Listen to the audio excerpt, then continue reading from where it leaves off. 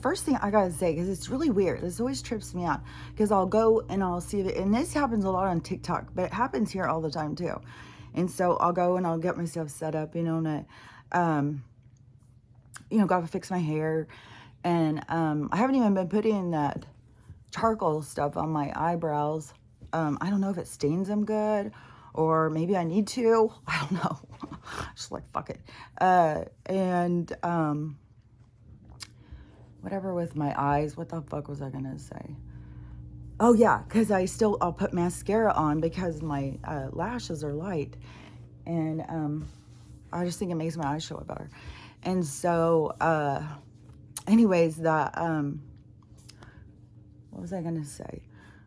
Oh, so it's weird when I'll go on the things and I'll look and I'll see stuff, and then I'll go in the bathroom and I'll look in the mirror. It's like, it's different. Just the same way as like when you look at the sun or the moon and you're out there taking a shot of anything. Because I've done it with the hill, a lot of things, not just a house or a person, but with things that have some sort of color or something, then I would notice, like I would be looking at the sun and I'd look on the thing, it was totally different. Or the hill I was really noticing, because I was trying to get these certain colors that was showing, and it wouldn't come up on the camera as the same color. I was like, what the fuck? But anyways, I've noticed that when I'll go and I'll start recording, it will do things, and then I'll go in and I'll look and I'll be like, and sometimes on TikTok I'll see them and I'll think it looks like I drew my eyebrows on. Like, it's weird. I don't know if it's something with AI or something with, the filters. Everything is maybe filtered. I don't know. It's weird.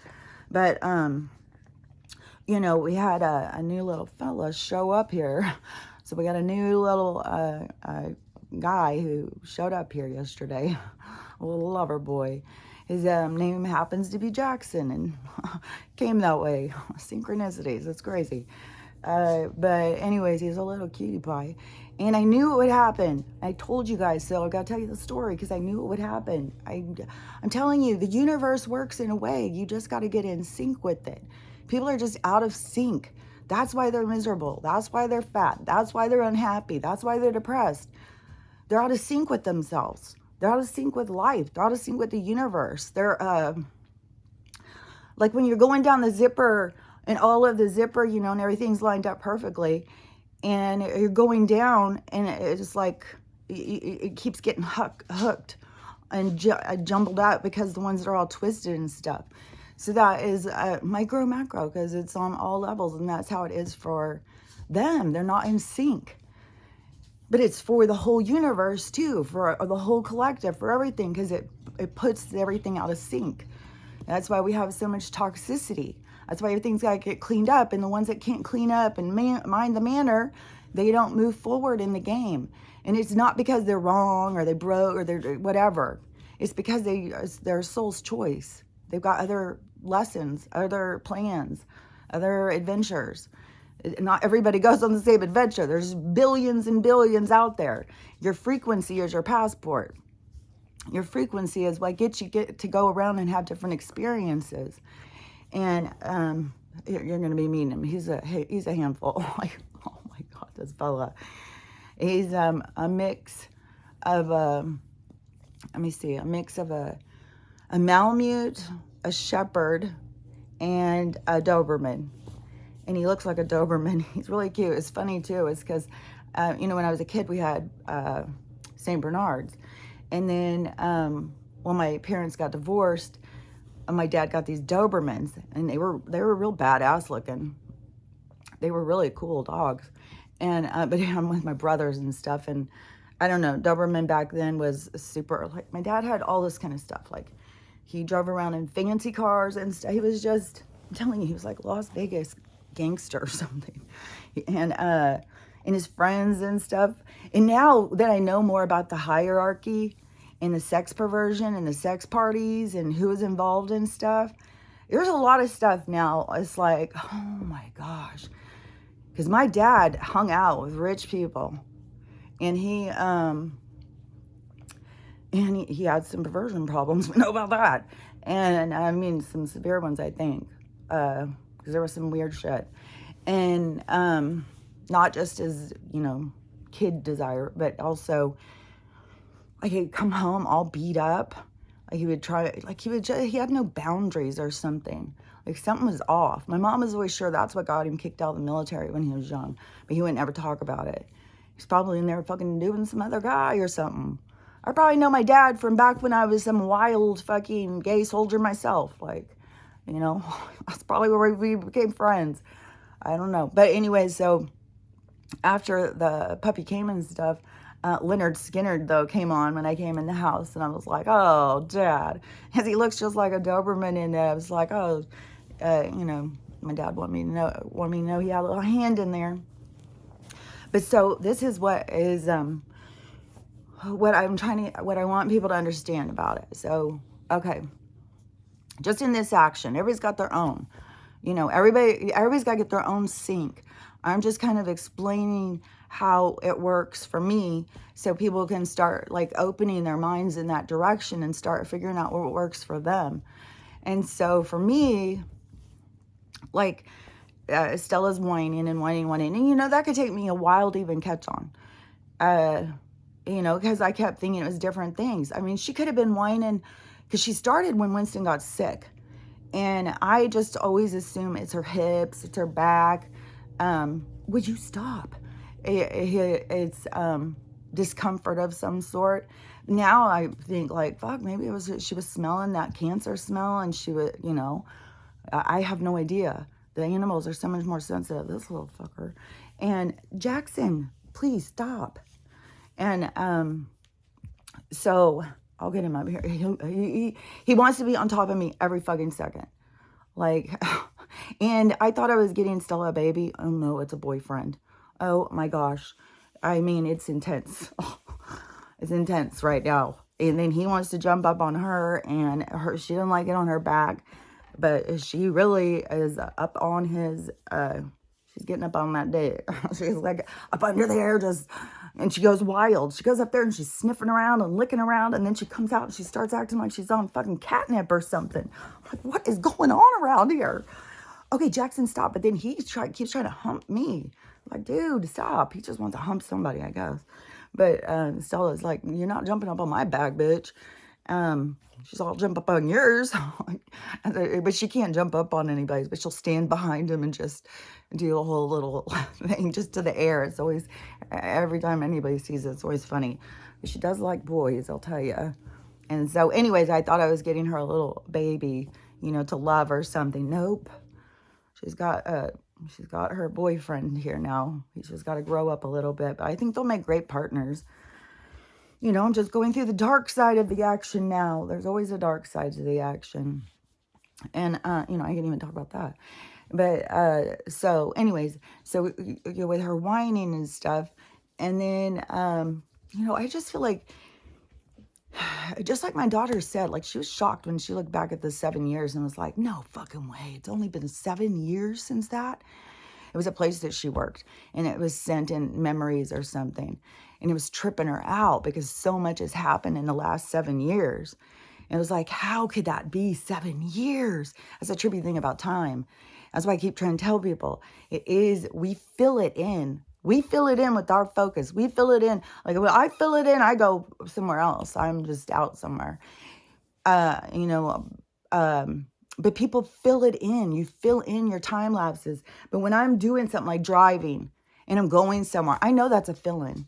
But you create an experience with the fill-in.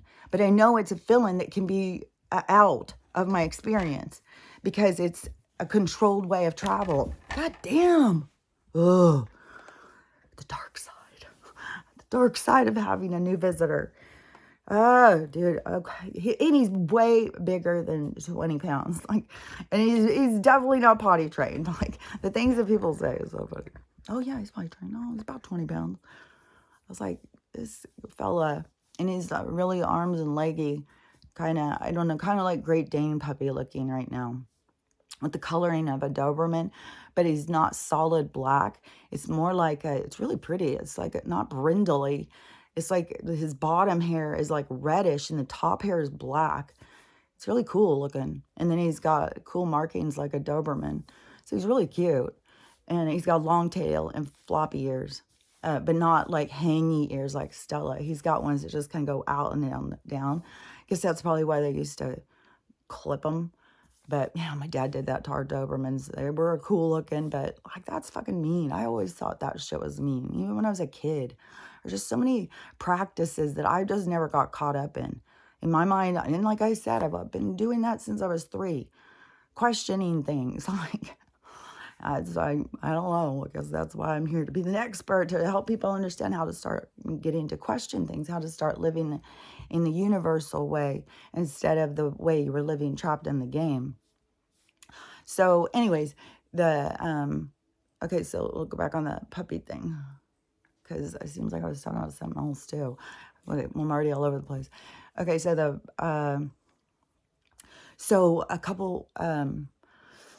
so then we had Winston, and Winston was sick. It was fucked, man.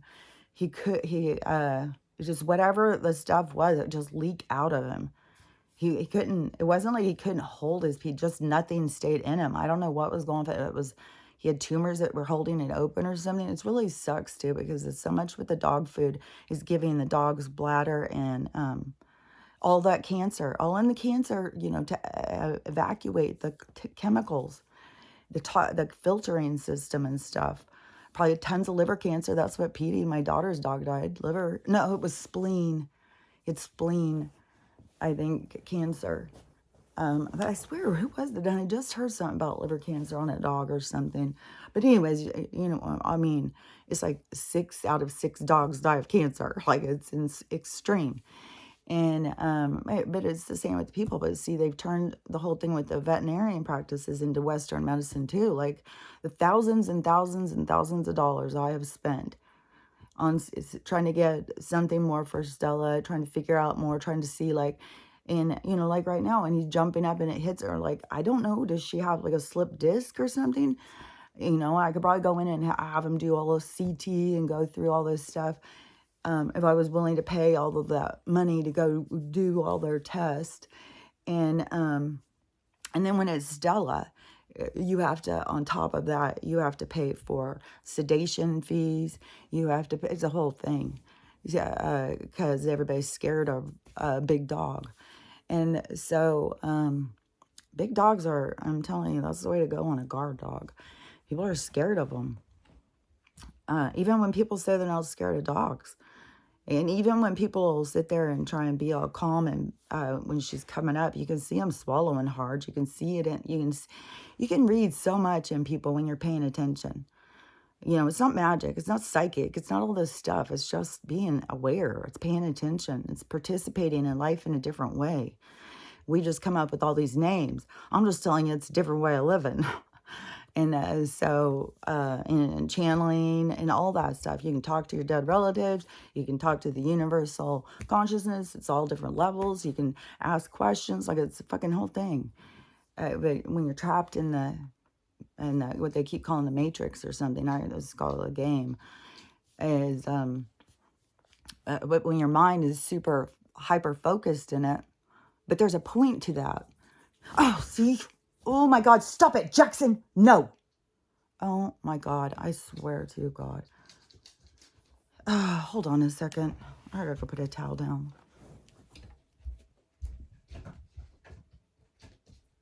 Jackson, you're a brat. Fuck, dude. The rugs are not for you to sit and piss on. Fucker. Damn. That is bad. That is bad. That is not okay. Go lay down. You lay down. Knock it off. Oh, God, I had some other dogs. This is why I didn't like small dogs. They just pee on everything. Knock it off. And it's hard when a puppy's 5 months old, because then you got to break all their bad habits. So, I mean, no matter what, if it was 2 months old, I'd have to do this too. So that's where I got to reel it in. Reel in my impatience. Reel in my annoyance. And he's so fucking on me all the time. It's just this constant. Like, I thought whining was one thing. Now it's just this constant, like, stop. And then to me, dog language, like, is more like, when somebody gets close to you, just kind of do that. This is my space. So it's just constantly pushing it back. I go use my legs and but I'm not kicking him or something. I'm just using my foot to push him back because he's trying to invade my space all the goddamn time. He wants to be on top of me. I think he'll be really good. I mean, he's a sweet, sweet guy. He's hyper puppy and then anxious. I mean, he freaked the fuck out when I dropped him off. Like, oh my God. He was, and they had him on a leash and a collar. I got to get him a harness. I was like, oh my God, this guy's going to kill himself. And he was going crazy. And then I let him off of his leash for a minute. And he went straight down the gate and started trying to figure out how to go through, because I have, oh my God, dude, lay down. God, I swear I thought whining was, but this is temporary. That's why I keep telling myself, this is temporary. And this is the dark side. Yeah, Stella needs a companion. She hadn't been whining. Now she's pouting. Like, oh my God, he's touching my things. Oh my gosh, so she's sitting on the thing pouting. So she's not whining at me. She's giving me the side eye. She's saying, you want a companion. There's a dark side to it. You want a friend. I'm not going to run around the yard with you all day long, barking and yelling and talking to the neighbors and shit. No, that's not what I got. And she gets mad anytime I'm doing the shit I do. And, oh my God, this dog. So anyways, after Winston died, and I wanted it to just be me and Stella. I was all into the boy and his dog. I'm going to work on her and my telepathy and stuff. And so, but like I said, that like I have, social media. I have other people to talk to. I have a whole other level, like a tier 4, tier 5 level above her. And she's sitting down here lonely, adventurous. She has all this other stuff that she needs. And I can't just keep being mad at her for her needs. It's like I gotta have awareness for her needs. And then we had Trixie here, and but see, it kept being adult dogs that, because I babysat a few dogs for a long time. And so then when Trixie left with my daughter, but now she's with another daughter. So she didn't stay with that one daughter. And she did go to another one, but she left here. But she was intense, I mean, that's why she jumped over the gate. And she was so anxious. She was always outside barking. And these neighbors are wacky out here, and they don't like that. They'll shoot their own damn dog over fucking doing shit like that. Like, they don't think dogs should be allowed to talk, I think. So, and it was really cute yesterday, too. At one point, the two of them started barking together. They just sat on the porch, and they just all of a sudden, he let out a bark. And so Stella was like, hell yeah. And so they just started barking, and they're both looking out, and they're just barking like... it was really, really cute. Like, they were already working as a team. So I know it's going to be a good fit. And I know the universe brought it to me. And I'll tell you how I know. Because this is how the universe works. And, but, you always got to go through your dark side. People got to get out of their head that everything's perfect. Everything's got to be perfect. No, there's lessons. Like him annoying me. This is... they're always telling you lessons. They're always helping you and teaching you about you. So it's... there's things I'm learning about myself and testing myself. And he's got Pica or something. He's trying to eat the beads off the pillow. Stop it. No, Jackson. Stop. So there's always everything's never peaches and perfect. Everything has a side. Even when, I keep feeling like everything, I can't even tell you how many things are just starting to like, it's like the zipper is zipping for me. It's just things are just going together somehow to the point where I keep feeling like, my person's just all of a sudden going to be sitting at the end of my driveway in a Jeep and say, hey, you want to go for a drive or something? Let's talk. It's like, I keep looking like, are they here? It's trippy. I just feel like it's trippy. And then this dog comes with his name. I was like, oh my God, what in the hell is it? I am not a person who believes in coincidences, by the way. So, okay, so I had narrowed it down with her whining and stuff because it was every time, like I pick up, she'd be sitting there. She'd come in the house because she likes to lay out on the porch, but then she's in and out, in and out, in and out. She likes to know what's going on everywhere. She's a guard dog. It's like to her core is a guard dog. And, oh, you know, something that I thought of yesterday too, that came into my mind was like, okay, she killed me back. And I had just been talking about it, right? Oh my gosh. The stuff like that is crazy. Where I, like, this was weird. I had a shoe box that was sitting on the thing. And I had my yarn in it because these shoes came in. And I like these shoe boxes. And so I was like, I'll just put my yarn in it. And then I could just carry it over there. And I don't have to carry each yarn over there. So when I'm sitting here crocheting, because I'm really on this granny square thing, I'm going to try and make a whole blanket out of granny squares. And he's scroungy as a motherfucker, too. I think he has pike. I think he has worms. As I don't know. I think he was just kind of put outside and just left with their other dog. And but that's why they had to get rid of him. It was too much for the woman. She couldn't keep up with, because she had little kids. Her husband's gone working all the time. They got a puppy with their dog, and she was just like, she can't keep up. The dog, and the dog's super needy. He's you know, I mean, like, he wants to be right on top of me, and he's scrounged. But anyways, so I'm gonna do diatomaceous earth, start putting that in his food. And then see, I'm going to look, I saw him do a poop. But yesterday I found one that I thought, and I was like, it looks more like a hairball or something. It had no smell. So I was like, God, is this poop? But I didn't go and do a heavy inspection. But as I threw it in the toilet, I was like, that had a lot of, God, could that be fucking worms? Maybe he's infected and got a ton of worms. And he was super skinny. And so I was like, maybe he's got worms, and he's scroungy as a motherfucker. Like, oh my God, I fed him 3 fucking bowls of food. It's like mental. I can't believe how much you can eat. So I'm going to give him some of that and see. And then may have to do more dewormer. I don't know. Supposedly he had all his shots and stuff. But now I'm like, I don't give a fuck about the shots. I think that's all fucking bullshit. I've been hearing a lot of vets say, like, the polio one is killing dogs. I mean, not the polio. The rabies is killing dogs because they're not doing a titer. That's why I keep saying all this stuff. With all these things, when they're saying, oh, you got to get a second one, how do you know? You don't know my blood count. You got to do a titer. You got to go in and do it. You can't just say for sure you need it. You got to see if you're... And medical people know that. Or, well, people who have any... I don't know. There's all levels of... I don't know. Seriously, I don't know. At this point, this is like wackadoo world. It's like waking up in a guy. It's so much like Free Guy. It's so much like waking up just like him. It just is weird. And then you do start focusing on like the sunglass people. Man, I'm going to be like them. And you start getting all into it like, I'm doing good.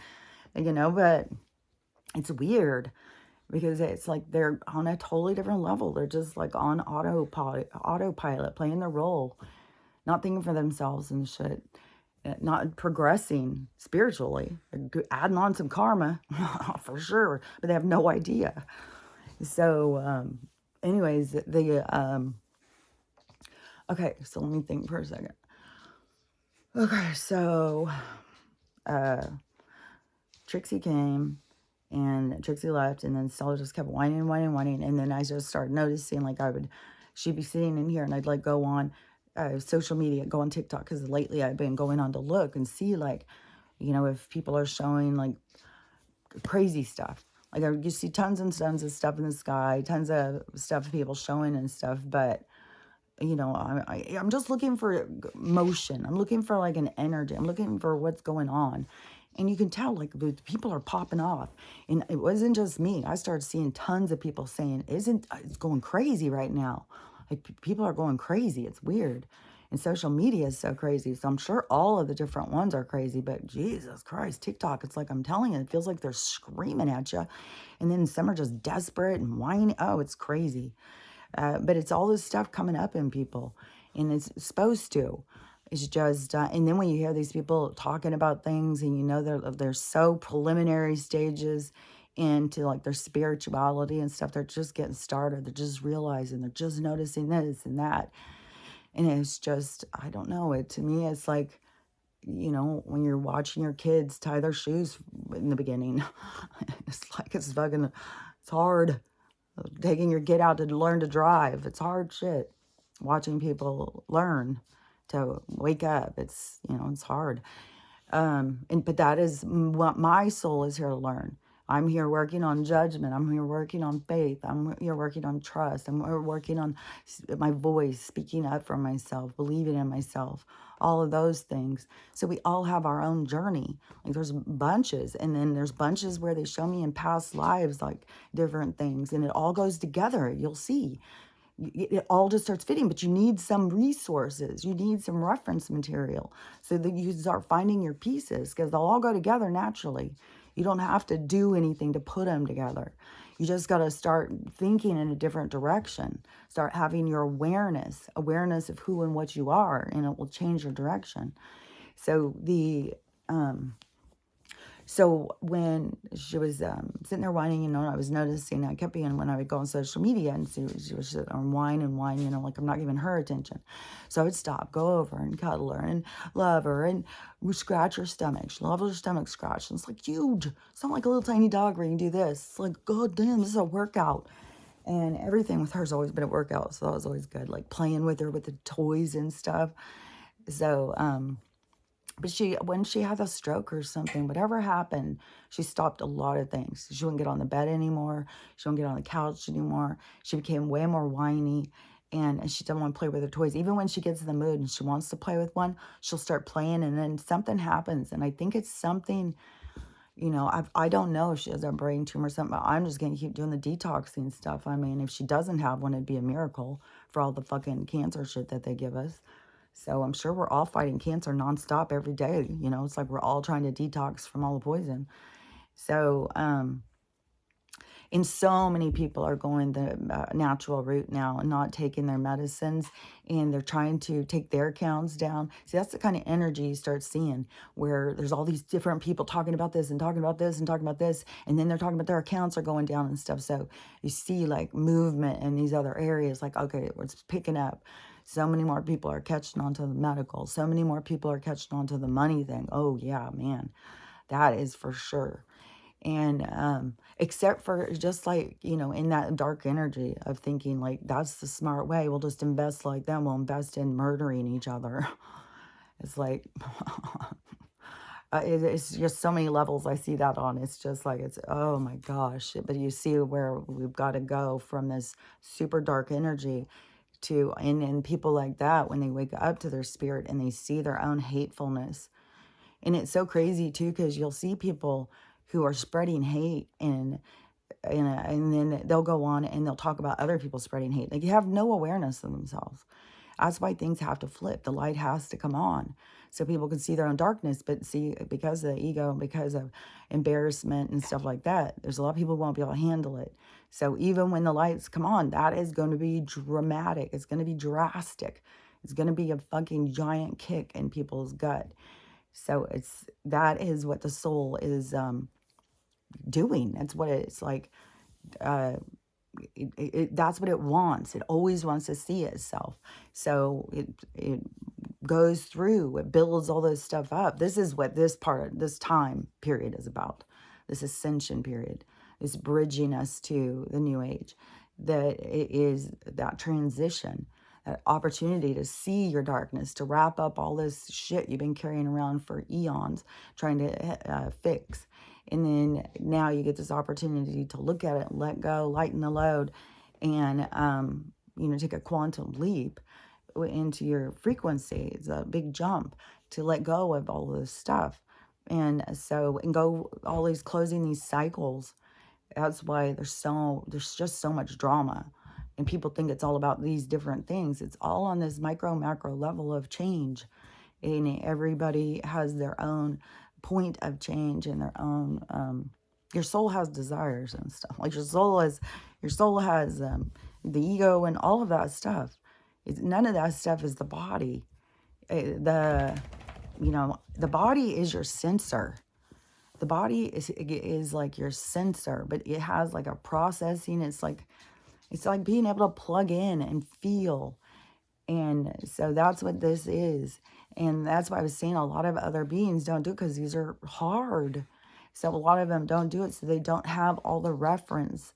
Like, we are like walking encyclopedias of knowledge through going through difficult times, but that's where people just are not tapping into themselves. They don't understand who and what they are.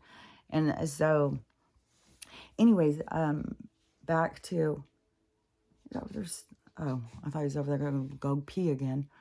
He's scrounging around. There's got to be another morsel somewhere over there. Oh my gosh, it's just like a whole new energy comes in, and it's like intense. But it will balance out, you know. I can see, you know, I've got to, you know, I was asking for it too. I was sitting there, Groundhog Day, this just sucks and stuff like that. Oh, you want something to do? We got you. But so, when I realized about the whining and stuff, and I was like, okay, I gotta get her friend. I had already tried that because I had gotten Millie while Winston was sick. And I thought Millie was so pretty. She was another Mastiff, but she was a Neo. So she was like gray suede with these beautiful blue eyes. She was so pretty. And she was much smaller than Stella. And I thought, oh, how cute and how perfect. And they'll be the best of friends. But she came from a house that was a competitive breeder house or something. I don't know. But she wouldn't stop attacking Stella. Stella could just walk through the room. She wanted to be on me all the time. She wanted ownership over me. She was constantly marking that I was hers over Stella's. And Stella is way more emotional. Just go sit, like you know, sitting out here side-eyeing me. She'll just go sit and pout and then look at me like, you know, so I know she's sad. I feel her. I get it.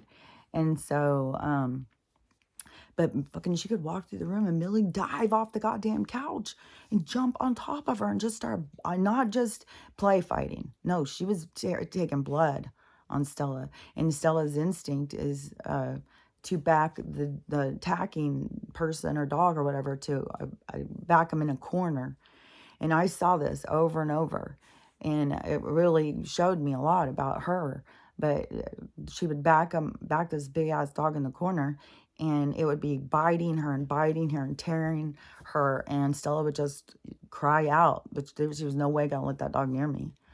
And, man, I was hard. The last one I saw, I was bawling my head off. And I just took Millie back to the place. I was bawling. I was really sad. I was just tore up. I just didn't know what to do. I had been training her. And, you know, they think, well, go pay another trainer. I have gone through so much dog training. You know, I just like, I have trained my own dogs. Like, I understand how to do dog training. And she would do really good, but she had an impulse to murder, like, the other dogs in the area. She was a one dog, one trick pony show. You know, she's like, I'm your one and only. And I couldn't have that with Stella because she was coming for Stella. It was supposed to be Stella's companion when Winston died. And then Trixie came. So then Trixie was here, and I was like, okay. But then Trixie left, and, you know, it wasn't like sad or anything because she was a lot. I mean, like, the police came and all that stuff. It was like, so it was a lot.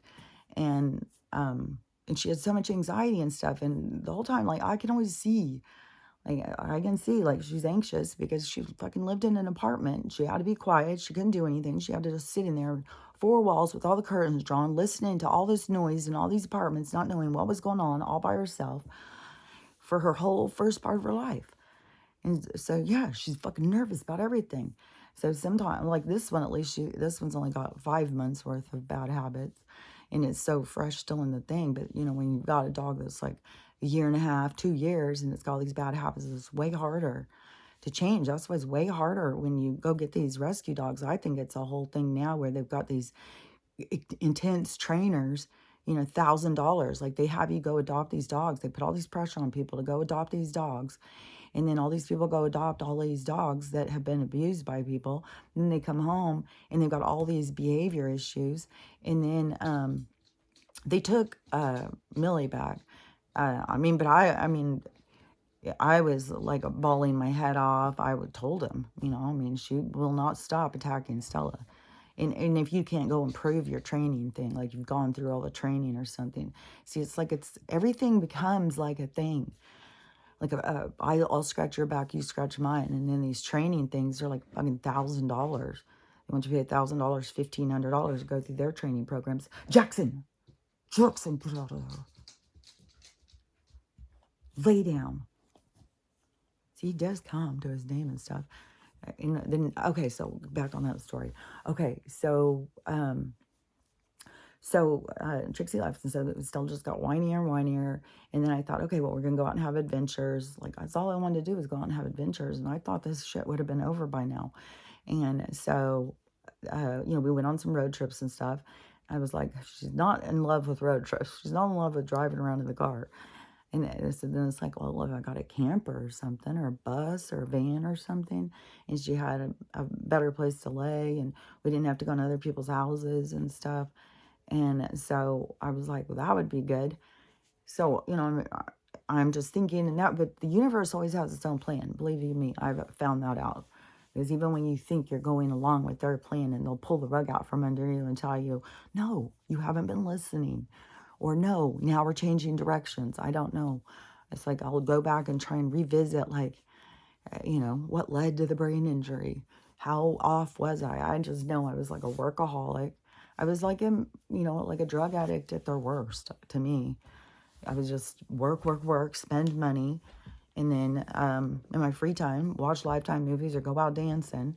And every time I go out dancing, I've never had a problem with meeting people, I'll tell you that. And so anyways, will you please stop it? Anyways, so I just wasn't living my best. I was, willing.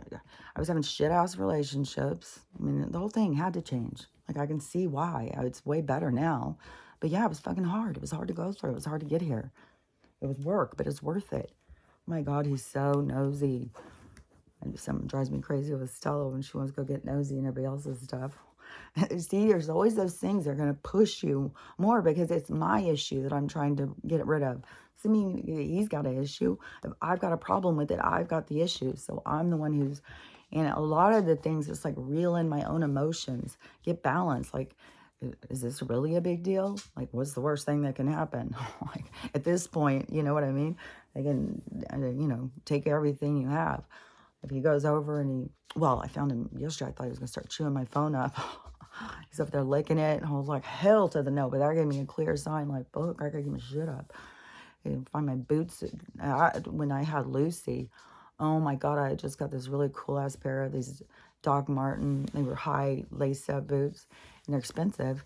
And I was like, oh, that's so cool. And first night, there were so many shoes. That girl, she would eat my shoes. She was so anxious all the time. She would eat the furniture. She would eat everything. And there were so many times I was like, oh my God, can I even handle her? I don't know. And I would even think about like not keeping her. I would just be I was like, my whole body would fall apart. I would bawl and stuff. And then, so when she did die just a few months later, it was a huge loss. Like, people talk about losing their kids. This was huge. Like, it was such a loss to me. I couldn't believe it. It was hard. It was so hard. It was on top of so much other loss. So much other, my whole life was falling apart. So, anyways, but I picked it up and I cleaned it up and I made the best of it. And look where I am now. So anyways, okay, I gotta keep going back in the story. So, a couple weeks ago, I started thinking, I got to get her a puppy because I can't do that rescue thing again. That was a disaster. I can't take on somebody else's problems. And I'm just going to have to get a puppy. But I don't want to spend a ton of money. I don't want to get another giant puppy right now because my house is small and stuff. And I know I'm in a transitional state. And I don't know. Am I going to be driving around in a camper? Am I going to be living in a tent? Am I going to be living in another? I have no idea. I just know something's about to shift. And so but I knew I had to get her a friend. It was just weighing heavy on my heart, And but I put that stuff out to the universe. This is what manifesting is to me. So I put that stuff out to the universe. And so then I'll put out feelers and see. So start looking. So go on to have in mind what I'm looking for. And then go on like the Humane Society or something. Start looking, see, well, is there puppies? Is this something that's open right now? Is this an open door? And then once a door seems open, you still got to see if it stays open. There's more to it. So then, don't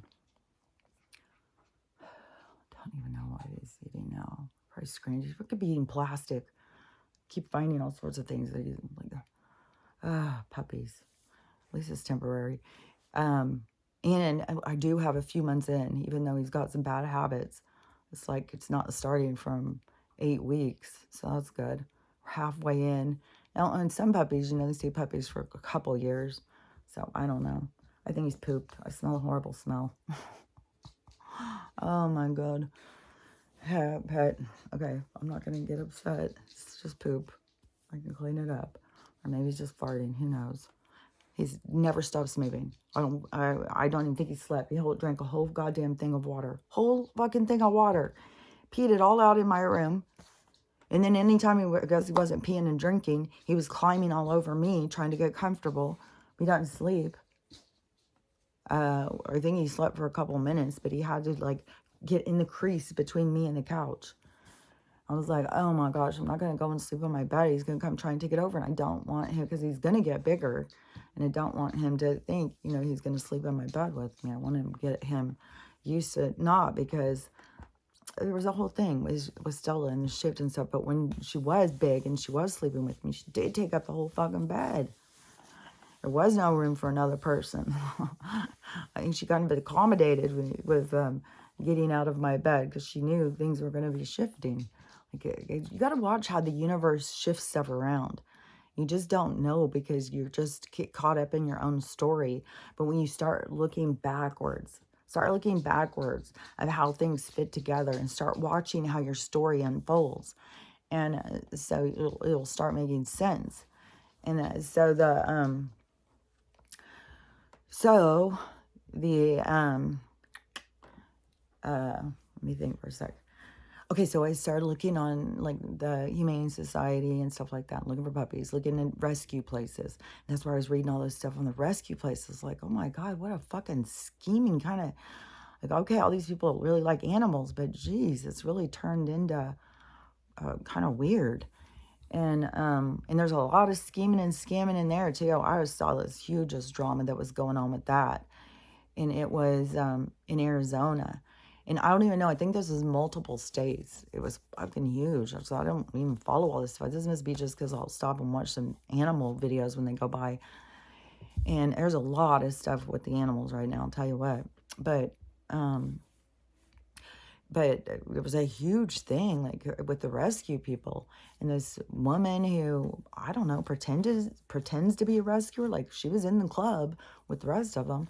And she took a bunch of handicapped dogs, and I don't know if like they're all on grants and stuff, if like there's a money source, and then they all can draw off of it depending on how many animals they have and stuff. I'm sure it's a schemy kind of thing, like fucking welfare. Everything that there ends up being some about money ends up turning schemy. It's a dark side of people come out, greedy, self-centered, don't give a fuck, I want more side of people. Those are sides that people, their souls want to see. God, it stinks. And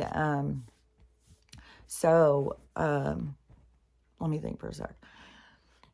So she went and she took all these handicapped animals, and so I don't know why, it was some other rescuers went there to her house or something, and I guess her house was in such a disarray.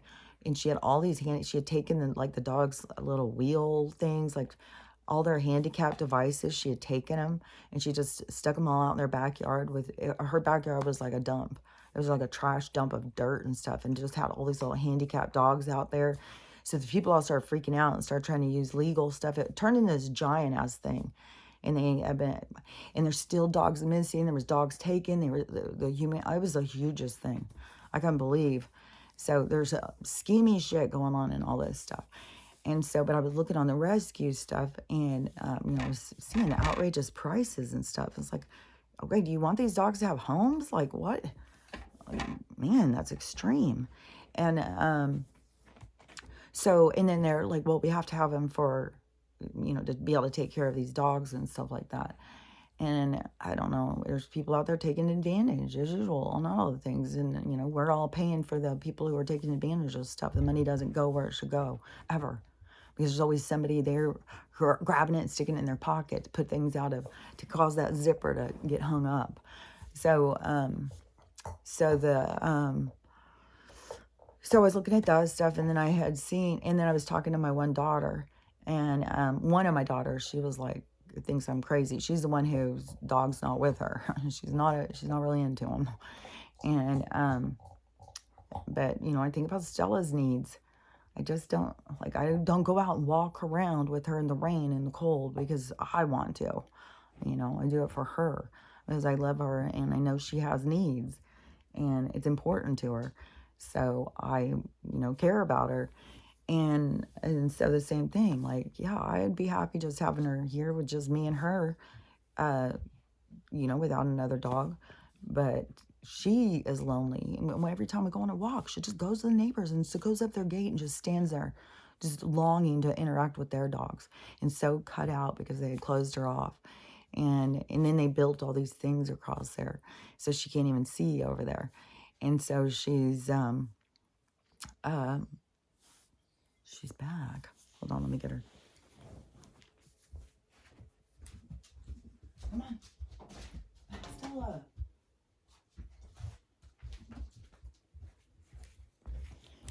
Oh, she does that a lot. She'll cry at the door, and I'll go to the door, and she'll go down the stairs. Or sometimes she'll just go over and stare out like she wants me to go look at something with her. Jackson, go down, fucker. So, anyways, the rescue thing. So I was looking at those and talking to my daughter, and my one daughter got all into it with me. She was like, because then I was saying, because I was looking at all the different mixes and stuff and trying to decide, and I was thinking of French Bulldog, but then I was like seeing all these videos kept popping up of all these rescues of these pit bulls. And I was like, God dang, pit bulls are so adorable and they're so sweet. And they get so used and abused by people and they're so adorable. They got the sweetest personality. Oh my God, and they just want to have fun. And they're always smiling. They get these big smiles. They're just the cutest personalities. So I was like, I think I'll get a pit bull mix. Because there's tons of people, get their dogs knocked up and then they don't want the puppies or whatever. I even know somebody who breeds them, so I even asked them if they had a litter. And they said, no, they're thinking February they will, though. And I was like, oh, I probably won't. Probably do it before then. Stella's so lonely. Jesus Christ. And the more that I have stuff to do, because I got to do my work, the more, she's lonely. Like it's taking away from her somehow. And so, I need to add something to her life. And so then, so at that time, though, I had said, I'd asked the neighbor, you got to network. That's a part of it. You got to put feelers out. You got to see, because the universe will open the door you're supposed to go through. And it will be open. It will be cleared. But you got to, see. You got to go and see, follow your direction. What is it you want? Follow it until you don't follow it anymore. Until it'll either fizzle out or something will happen. And so I had told her a couple weeks ago, because, she's on all of the, she's in the community. I'm an outsider of the community. She's an insider in the community. And so I knew she's around all these young moms and people, when they're getting pets for their kids and stuff. And so I thought that was, it seemed logical to me. I was like, oh, I'll just ask her to say, hey, if you hear of anybody who has any puppies or something, let me know. And she's like, oh, you wouldn't get a puppy? I'm like, yeah, Stella's so lonely. And so she was like, okay, well, I don't know of any, but yeah, I'll let you know. And so then I had seen, still looking at the rescues, and I found these cute-ass little puppies. They were going to be done this week, would be when they would be going home, right, like on my payday. And they were little pit bull mixed puppies. They were really cute, 10 weeks old. And I was like, oh, that'd be perfect. Super, super cute. And super expensive. Super expensive. It was going to be like $600 or $700 for this little pit bull mixed puppy. That's what I'm saying. It's ridiculous. These rescue things are wackadoo. And then when you see them, this money going to these people who aren't, like, it's wacky, man. And then the other rescuers all act like, It's the same with all of the shit, with the breeder, all of them. There's always really rotten people. I mean, Jesus Christ, if you haven't seen that fucking footage of that Halloween thing, oh my gosh, how embarrassing. I'm really starting to feel embarrassed and humiliated for the person.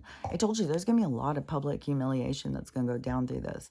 And you just got to keep remembering, I mean, fuck, that could have been somebody who's just throwing stones all the time at every fucking other public humiliation. And so now they're going to get to feel what it feels like to be public.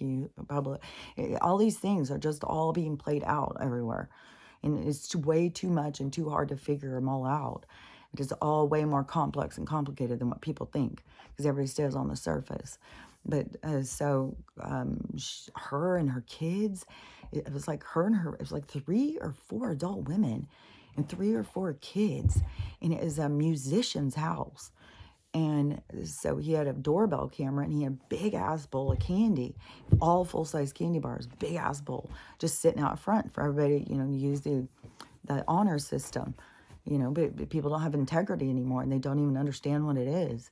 And that's what this greed and stuff has done to us. It's dollar bill, y'all. Let's try it again. Hold on.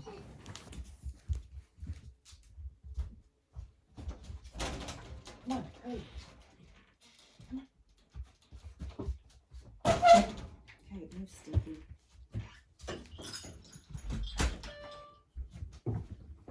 Yeah, I'm sure he pooped in here and peed in it. Damn. God, puppies are a pain. Okay, so anyways, so I had decided, I'd get one of those, and I filled out the application, and it said that they would contact you in 48 hours. And then nothing. I kept checking and checking. I was like, nothing. And so I swear, okay, I'm not going to stress. I'm not going to push harder. To me, that the universe just shut that door. So I was just like, okay, I'm not going to worry about it. I don't have to worry about it. I feel like one's just going to show up. I just feel like one's going to show up somehow. I don't know how, but I just feel like that's what's going to happen. And so yesterday, after I finished recording and stuff, I don't even know what the hell I was doing. Every day is just that filler time, is just like, fuck, I don't know. Sometimes I'll just sit here looking for something to watch. I have seen a couple of things lately of Inspector Perot. It's like, the one I watched the other day, it was good. But it's like murder, it's like the same kind of thing as Murder on the Orient Express and all that stuff. I think that is Perot on those too. But this one was a different one. It was like Life in the Evil Sun or something. I don't remember. It was like old. Oh yeah, because I also watched the new one. That's what it was a new one, because I went on to look for something on Plex, on my brother's thing, and I saw he had put one on, and I love crime, mystery, and then I love time period stuff. And so it was that. And I had Kenneth Branagh. It had what's her name on Saturday Night Live? What is her name? Can't remember. I used to do these two. She did Mean Girls. I can't think of her name though. And so she was in it, but it was them trying to bust a psychic. It was this whole crime mystery. It was really good. It had a bunch of people in it, and it's 2023. I can't remember what it's called, but if you like crime mysteries and stuff, I really liked it. And so then I was like, at the bottom, it always has more, if you like this, you might like this. And so I was going down and looking at those. So it's all kind of the same things. I put a bunch in my watch list. And then I started, there was another new one with Liam Neeson and Jessica Lange even. I think that they put so many heavy filters over some of people's faces. Like they just changed their faces somehow to make them seem younger. Like they just use people. Like, fuck, man. I swear to God, they're just users. Okay, there's a lot of drama, you two. Stop. Told you, they get so worked up. It's like it's fucking hardcore male-female action happening here. It's like the energy is in the room. It's like, come on. And then he gets all worked up. I think he was like, oh my God, damn. You see what the energy is like in my house right now? It's crazy. So anyways, the Liam Neeson one, there's this other new one too. I haven't watched it. I tried to watch it yesterday, And it was, you had to follow along, and it was way too much going on. And so I got a message yesterday morning. So I'd finished recording and stuff, and I don't know what I was doing. I think I was just cleaning and stuff, just doing stuff, you know, just whatever you do around the house, do this, do that, and stuff. So then I got a text. I think because I was in the kitchen doing something, I think. Because I had 3 messages. I don't know. It was crazy yesterday. I was getting so many messages. I can't even remember now. But so my neighbor started messaging me and said her friend at work has a little puppy they're rehoming, and you know, would I be interested? And she sent pictures, and I asked about the puppy, what it was, what its size, and all that kind of stuff, and the age. I asked if it was potty trained. I think everybody says, I don't know. Maybe it was potty trained on pads. Maybe that's why it keeps going on all my rugs. I'm like, but that's what I've had with little dogs. Like, they always go in on your rugs. It's like, God damn, you're ruining all my fucking rugs. I've already got one thing in the wash. Now I got a second one that needs to go in. And the one that I found this morning was like, oh my God. My brain never shuts the fuck up while I'm sleeping. Never fucking shuts up. But obviously my awareness was not that I knew that he was going in and pissing all over my room all night. And some of the times I don't even think I had any idea where he was unless he was trying to get on top of me. So but my brain is like, there's some kind of awareness going nonstop. And it's like fucking, I don't know, it's like exhausting. It's like you're trying to sleep because I don't even know. Like, this is all a transition. I feel like it's to start being like moving out of thinking I need to eat, I need to sleep and stuff like that. It's like moving out of that concept, moving into myself, which is, you know, light being that is expressing itself. Here's a one. So, oh, and she had a big fit about the trees this morning. Like, I've got so many things now I've got to change up Stella's routine and stuff. So she's going to be mad and upset for a few days too. Both of, and he's going to be needy and whine or whatever, needing a lot of training. He also is like a lot of arms and legs, and he wants to jump up, and he can jump up. Like, he wants to stand up on you. I've got to break that habit. I think he would be really tall and jumping up on people. So I've got a lot of habits I'm trying to break on him right now. Stella really got on him yesterday, though. It's so crazy because she just picks up on stuff. And he wasn't coming. It was before I'd even taken him off the leash. I was just trying to take him around the yard, and she had just left, and he went whacked out. I thought he was going to kill himself. And so then I got him to go around. I'm trying to show him around the yard. He wouldn't go through by the greenhouse in my little barn place. He wouldn't go through. There was a little area to go through. He wouldn't go through. He's scared of everything. And so Stella went over there. She was giving him the what's for. She's over there in his face just barking and barking and barking. It's so funny because I can just see things that other people don't. But it's all about awareness. It's all about what you tune into. It's what you pay attention to, I'm telling you. And but so she messaged me and stuff, and said, then the girl and I started talking, and then, you know, a few hours later, here the little guy was, and you know, he comes in and tell me his name and stuff. It was like, when she told me his name in the texting and stuff, I was just like, oh, this is meant to be. I knew. And so I know all of the challenges, all the stuff. That's just stuff. That's just challenges. That's just you know, making my day not be Groundhog Day, giving me something to do. And it is going to be good in the long run because Stella needs a companion. And I have known it for a long while because I know that my energy and this other person's energy are moving towards each other. And I didn't want to leave Stella as the third wheel. And so I kept knowing that she needs something. She needs something. And her whining and stuff. You got to read the signs, and you got to pay attention. It's just about paying attention in life. What you pay attention to, that becomes your reality. And so the what was I going to say? What was another thing? So Anyways, I just know it's meant to be. It came. I mean, and then I come in the Leonard Skinner song and stuff. I was like, oh my gosh, okay. So this guy, so all the challenges, all the things he's doing, I keep overall seeing like, oh my God, he's just so sweet. And he is pretty quiet. He only had that one little barking thing out there, which Stella loves that. I mean, she's an emotional female. She likes to, uh, she's an emotional female. And she likes to talk. And, you know, she can be laying here asleep, and I'll hear a dog barking way down the road, and she'll wake up, she'll listen, she'll run over, she's got to get involved, she's got to talk back to them, and sometimes you can tell how emotional she is about what she's saying, and I don't know what they're saying. You know, I can't read all of it. It's like a Morse code, kind of how dogs talk. It's kind of like a Morse code, but it also has something to do with the intensity and the frequency, like how they bark, the pitch or something represents different things. And they also have like a more limited, it's like they're not worried about everything. They have certain things they worry about. They don't worry about everything. And they need just to be cared for and loved so that they can just worry about what they worry about. But I think that a lot of people put their problems on their dogs, and a lot of people are their brunt, you know, get kicked out of the way.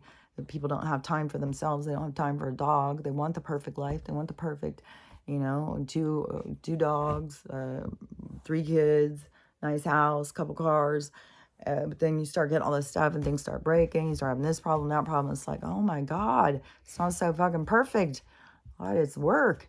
That's what this girl, she's like, I can't handle it. I've got, my husband's always gone working now, and I got the other little kid. She's got a toddler, and the puppy's just too much.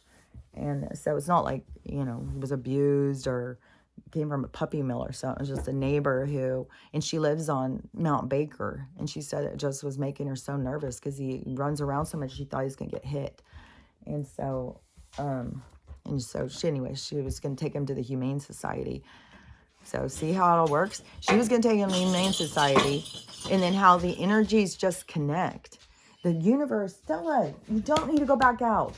She goes and sniffs and licks, and then she gets herself all worked up, and then she's like, I got to get back outside. I don't know what the hell is. I don't know all dog sexuality. I guess I'm going to learn a little bit on this. So, I didn't know that 6-year-olds fall in love with 5-month-olds either. They're on another level. They don't care about stuff we care about. They care about smells and stuff. They smell good. They're like, hell yeah, you're a little big for me. But I keep telling her, he's going to grow. He's going to be more like this other dog that she's in love with. She really has a thing for boys. I have noticed that. Everywhere we go, if somebody's got boy dogs, she's always fallen in love, except for with King, the husky my daughter has. That's the one. It's like no girls like him, though. He is, he has a problem with all of them because I don't know. Huskies are smart, and they fucking can talk and shit, which I think all dogs can. It's just something with how they are able to, I don't know, mimic or use their voices or something. I don't know, but they all nonstop want to talk. Jesus Christ, if you're ever in the house with one and you like say something to it, it's just, rah, rah, rah, rah. It's just nonstop talking. It will argue with you, it will holler at you.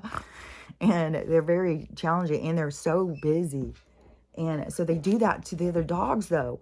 He'll be really bossy to the other dogs, just wah, wah, wah. If he wants to play what he wants to play. He wants the other dogs to do what he wants. He'll yell at him, and Stella gets so mad at him. Oh my gosh, it's so funny to watch. She cannot stand him. She gets pissed. But she has played with him a couple times, but she gets so pissed off at him. But it's just their impulses. They have certain impulses, like certain breeds have certain impulses. And I got this other little bed thing out, so I thought, no. See, he's standing up right now. He wants to get up on the counter. Jackson, he is such a scrounge. Oh my God. It's like having a baby again. Oh my God, he's so hyper. And then...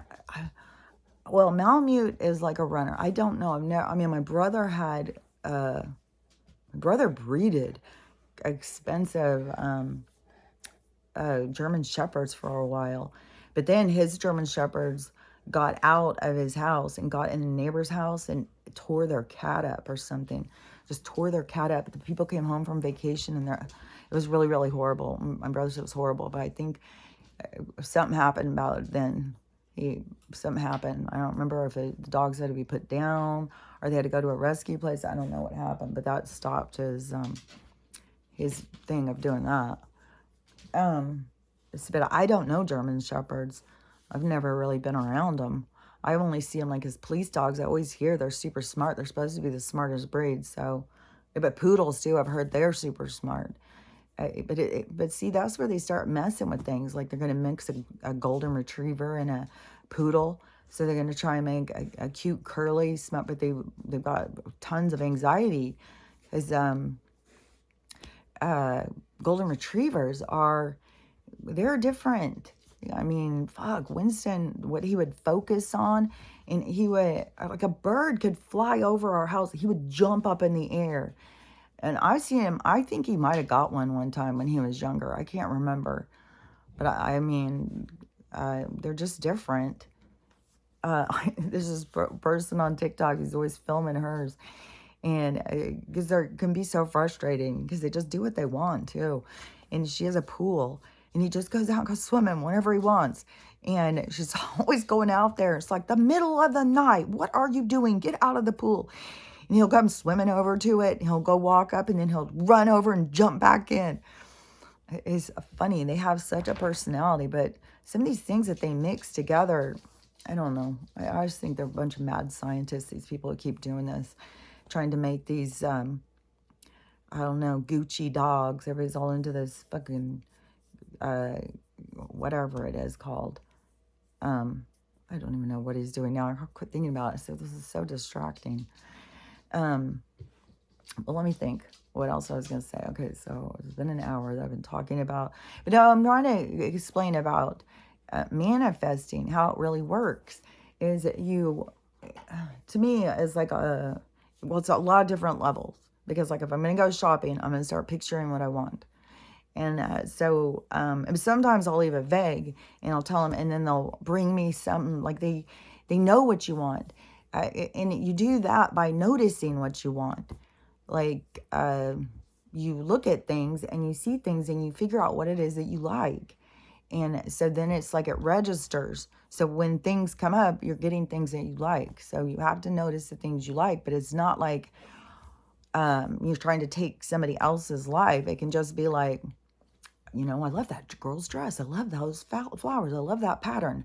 You just see the things you love and it registers. So then they start giving you things that you love. And so if you get something, it's going to come in the way you like it. I mean, you'll get the things you want, not if. It's not like, well, if you do it right, they'll do it. No, it's like you're the one doing it. You're the one who has to do it. And so... so you see the things that you like and you start registering them. And then,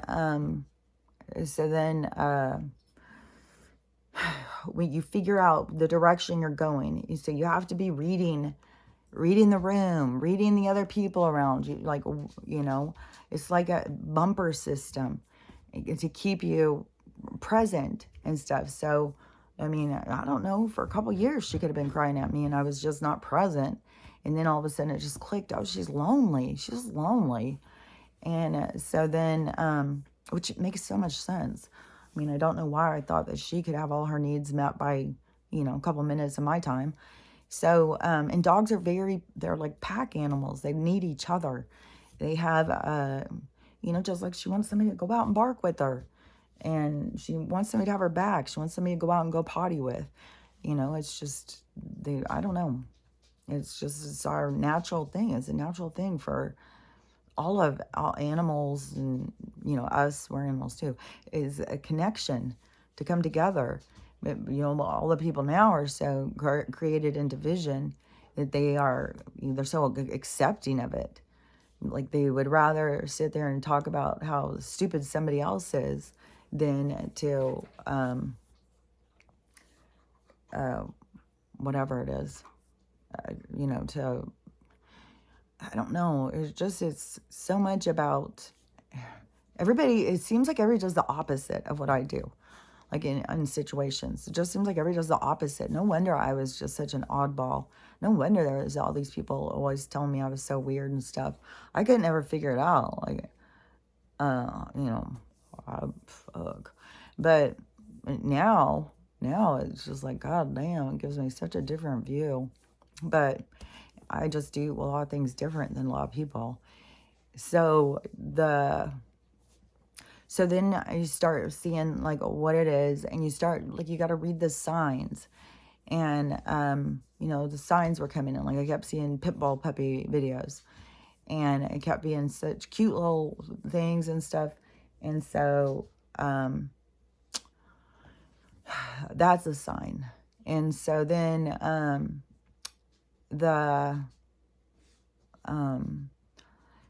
but then when you're going in your direction, because when you're following on your path, just like on this, just by the time I started this, it was just like I walked through a doorway, but I had to choose to walk through that doorway. But once I walked through it, then I knew I had walked through it. I didn't know where it was going to go. I didn't know where it was going to lead, but I knew I walked into the path I was supposed to be walking on.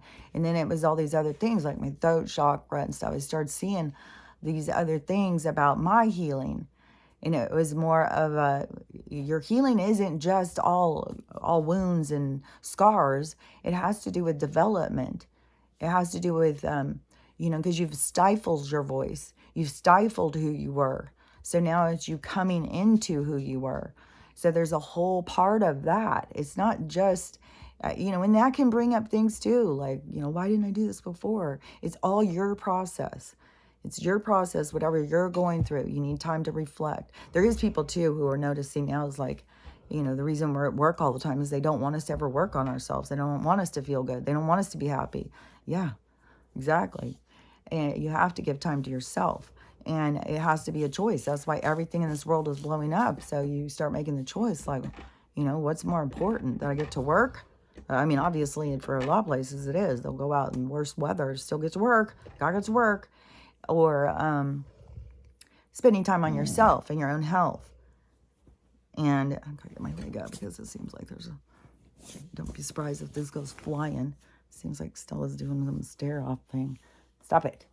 And so she's got to put him in his place. He wants to be right up on me.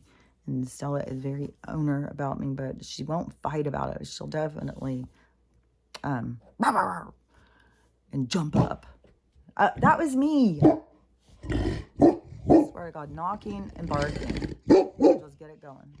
Stop it, Stella. That was me. Stop. You heard that was me. Stop it. You're just trying to have an attitude now. Anyways, so you got to follow the signs. You got to follow the path. And some paths are going to be uncomfortable. It's something that you've never done before. So it's going to be like, but you got to watch the signs for your path.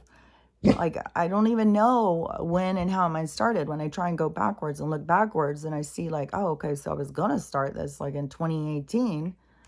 And then I was way too embarrassed. I was way still so insecure. I did not believe in my own knowledge of the stuff that I had. And, you know, and I've been looking into this for my whole life. This has been my life journey. And that is where I'm just like, I can't believe some of these people. Like, they go do it for like, I don't even know if any of them have even read a spiritual book. If even ever pursued anything to try and understand about anything. I don't know. But they're all fucking experts. I was like, God damn. God, Kelly, gotta start believing in yourself a little bit more. Jeez, doesn't take much and you're an expert. Here I am out here reading books and trying to learn and grow and live my life a certain way. And and I don't have the confidence. And so I didn't believe in myself. So it's been all stages of development throughout the learning and growing stuff. Like, the hard part to me was, it was like the hard part was the dark night part, is when I was thrown off my cycles. It was like I was on this hamster wheel and all of a sudden it busted off the wall and I was laying on the ground like, what the hell just happened? And so when your cycles get busted by another person, it's very disarming. Like, it's just, it really throws you. And so I was just like, what the fuck is going on? And it really started bringing up so much stuff. Now it was like the dark night. It was stuff I hadn't looked at. It was stuff I hadn't thought about. It was stuff I was way too busy. I don't have time for that. And so I all of a sudden started seeing things. And that was the dark night. And then it wasn't, it didn't stop there. It was more and more loss. It just kept being more and more loss. And so it's just shedding that goes on. And so it was just loss after loss, and I was just getting so down.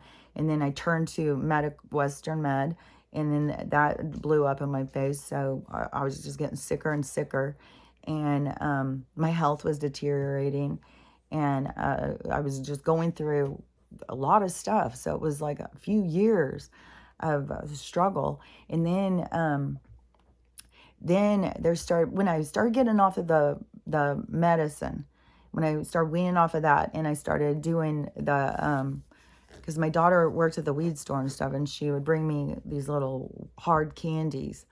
And so I would take those because my body was like I was on 18 pills. Some of them I had to wean off of, and I did a fast wean. I was off of everything within a week. I didn't fuck around. And so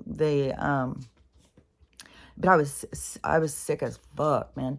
And so she was bringing me those candies, and so I was eating those, and that's the THC stuff. So that was when I started having that, and then I smoked some and stuff, and that is I don't know. It was like all of a sudden, I could just hear so much more. There was like so much more. I was hearing so many people coming in and talking to me. And they would show up, like I could see them and stuff. It was tripping me out. I was having so many crazy experiences. And I was like, oh my gosh. And this was after, because I was already looking at the sky because of this house. I hadn't lost this house yet. And so that's where I try and think, where was I when this was going on? Where was I when that was going on? And so this was the house. So I had the dark night, and that I lost the house. It was the second one because it was the one from the marriage. Because I lost my house. Oh my God, you're going to try and chew my metal thing? Just lay there. Just stop moving for 5 seconds. I've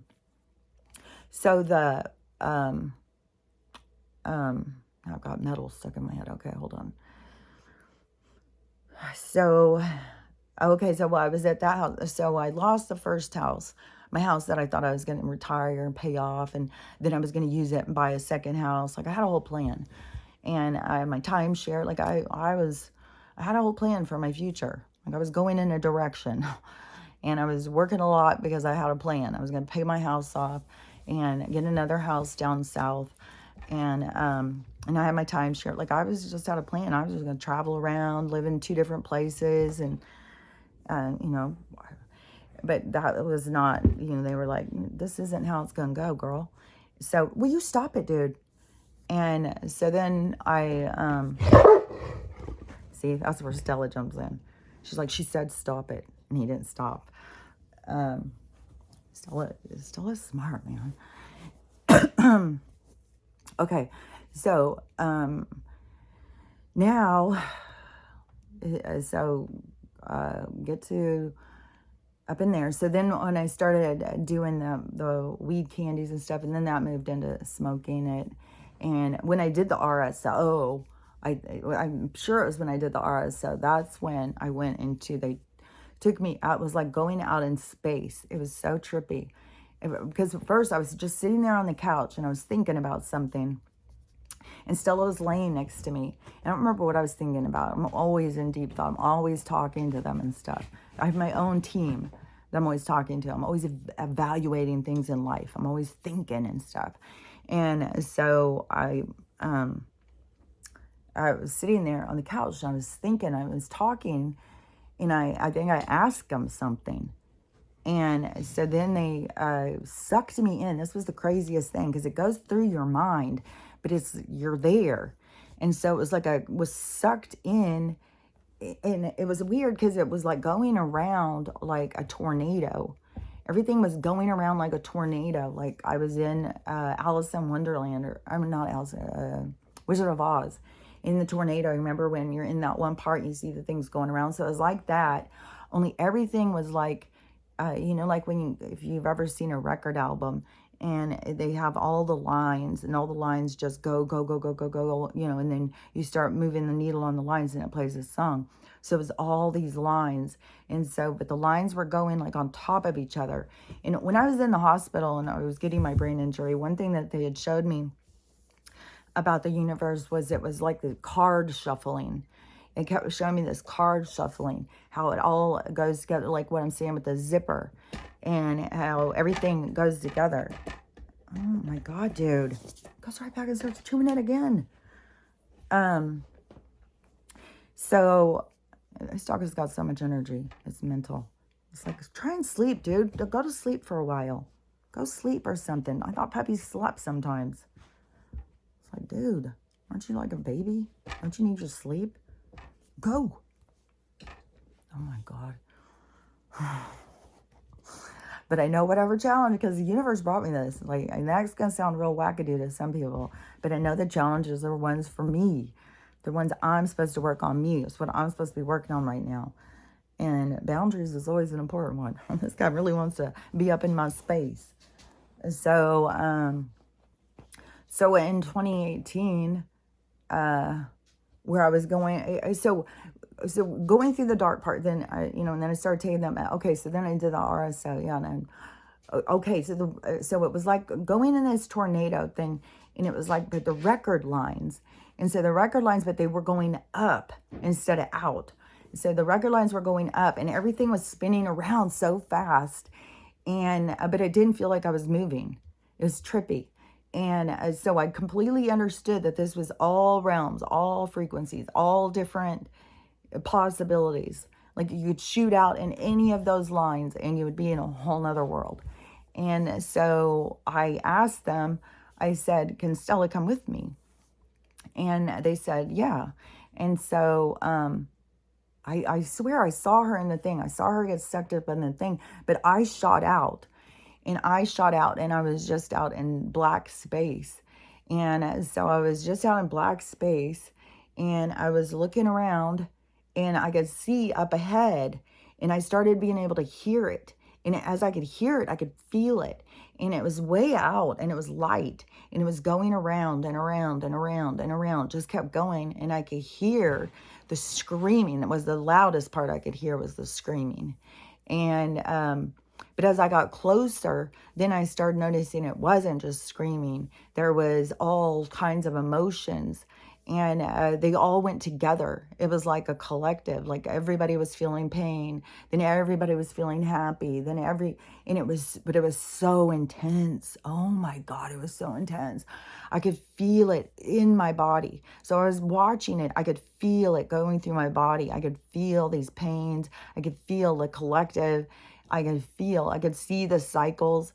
It was just like this, such an understanding of what I was seeing and feeling and experiencing.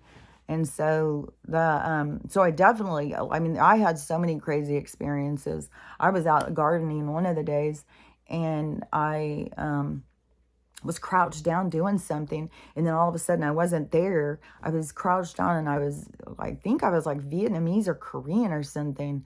And I was down with all these other ladies, and we were all crouched down, and we were all in this crouched, like that was just comfortable. Like that's how we sit. Like we're all just crouched down, and we're all just talking. And it was just like this, I don't know. It was trippy, but it was all of a sudden like this part of me made itself known. It was like, oh, you've been there. That's you. And I was like, oh my gosh, you have tons and tons of lives that, you don't even, I'm telling you, it's like a library. You're a library. It's like having to, and you have to focus on the book to know what the story is. Like you can't just say what every single book and every single story is in your library, And then plus it all has so much connection, like through our DNA and stuff, and through it is so much bigger than what we have any idea. Like a part of your imprint, part of your lesson is those long lessons, the long lessons that you've been a part of, because there's things that you learn, there's awarenesses that you have. So it's a part of your your knowing, your inner knowing of things. It helps your development into yourself and stuff. So it's super valuable. All the things have value, but they're all steps. Like people, I feel like everybody wants to rush through. They want to hurry and get to the end, and there is no end. There is no rushing it. There's relaxing into it. There's going with the flow. It's starting to realize life is there playing this with you. You got to start playing with them. And so I had other crazy experiences. One, it was like, I think it was a holiday, and we were all sitting in the kitchen. Everybody was in the kitchen, and there's people cooking and people sitting here. I don't know what it was because it was in the same house. So I don't know what holiday it was. Could have been Thanksgiving. I don't know. But I was sitting at the table, and there was other people doing stuff. And so I'm just sitting there, and all of a sudden I wasn't there. I was in a car, and I was driving, and I was in the back seat, and there was other people in the car, and we were talking and stuff. And so I was going, and it was a whole thing. And then all of a sudden it was like my eyes just opened, and I was sitting at the table again. And I was like, what just happened? And they're like, what are you talking about? I said, we were just in a car. Like, what's going on? And they're like, what are you talking about? You just been sitting there. You're high or something. Just, oh my God, mom's high. It's like, no, well, I'm telling you, I was just in a car. We was just like, what the hell is going on?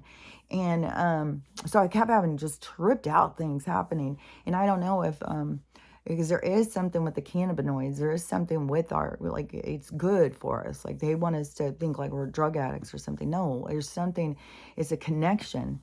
And so, and this is something Judy Mikovits, like she's got books and stuff out on it. Like she went a different direction. They tried to take her down, and she went in a different direction. She's all on the cannabinoids, but she'll still tell about the fraud. You know, she's outspoken about that creature from the deep, the Dr. Evil. The fucking, he probably is the original fucking, no, supposedly that guy's buried, I think. Mendele, I can't think of his name right now. I can hear it and see it, but I can't say it.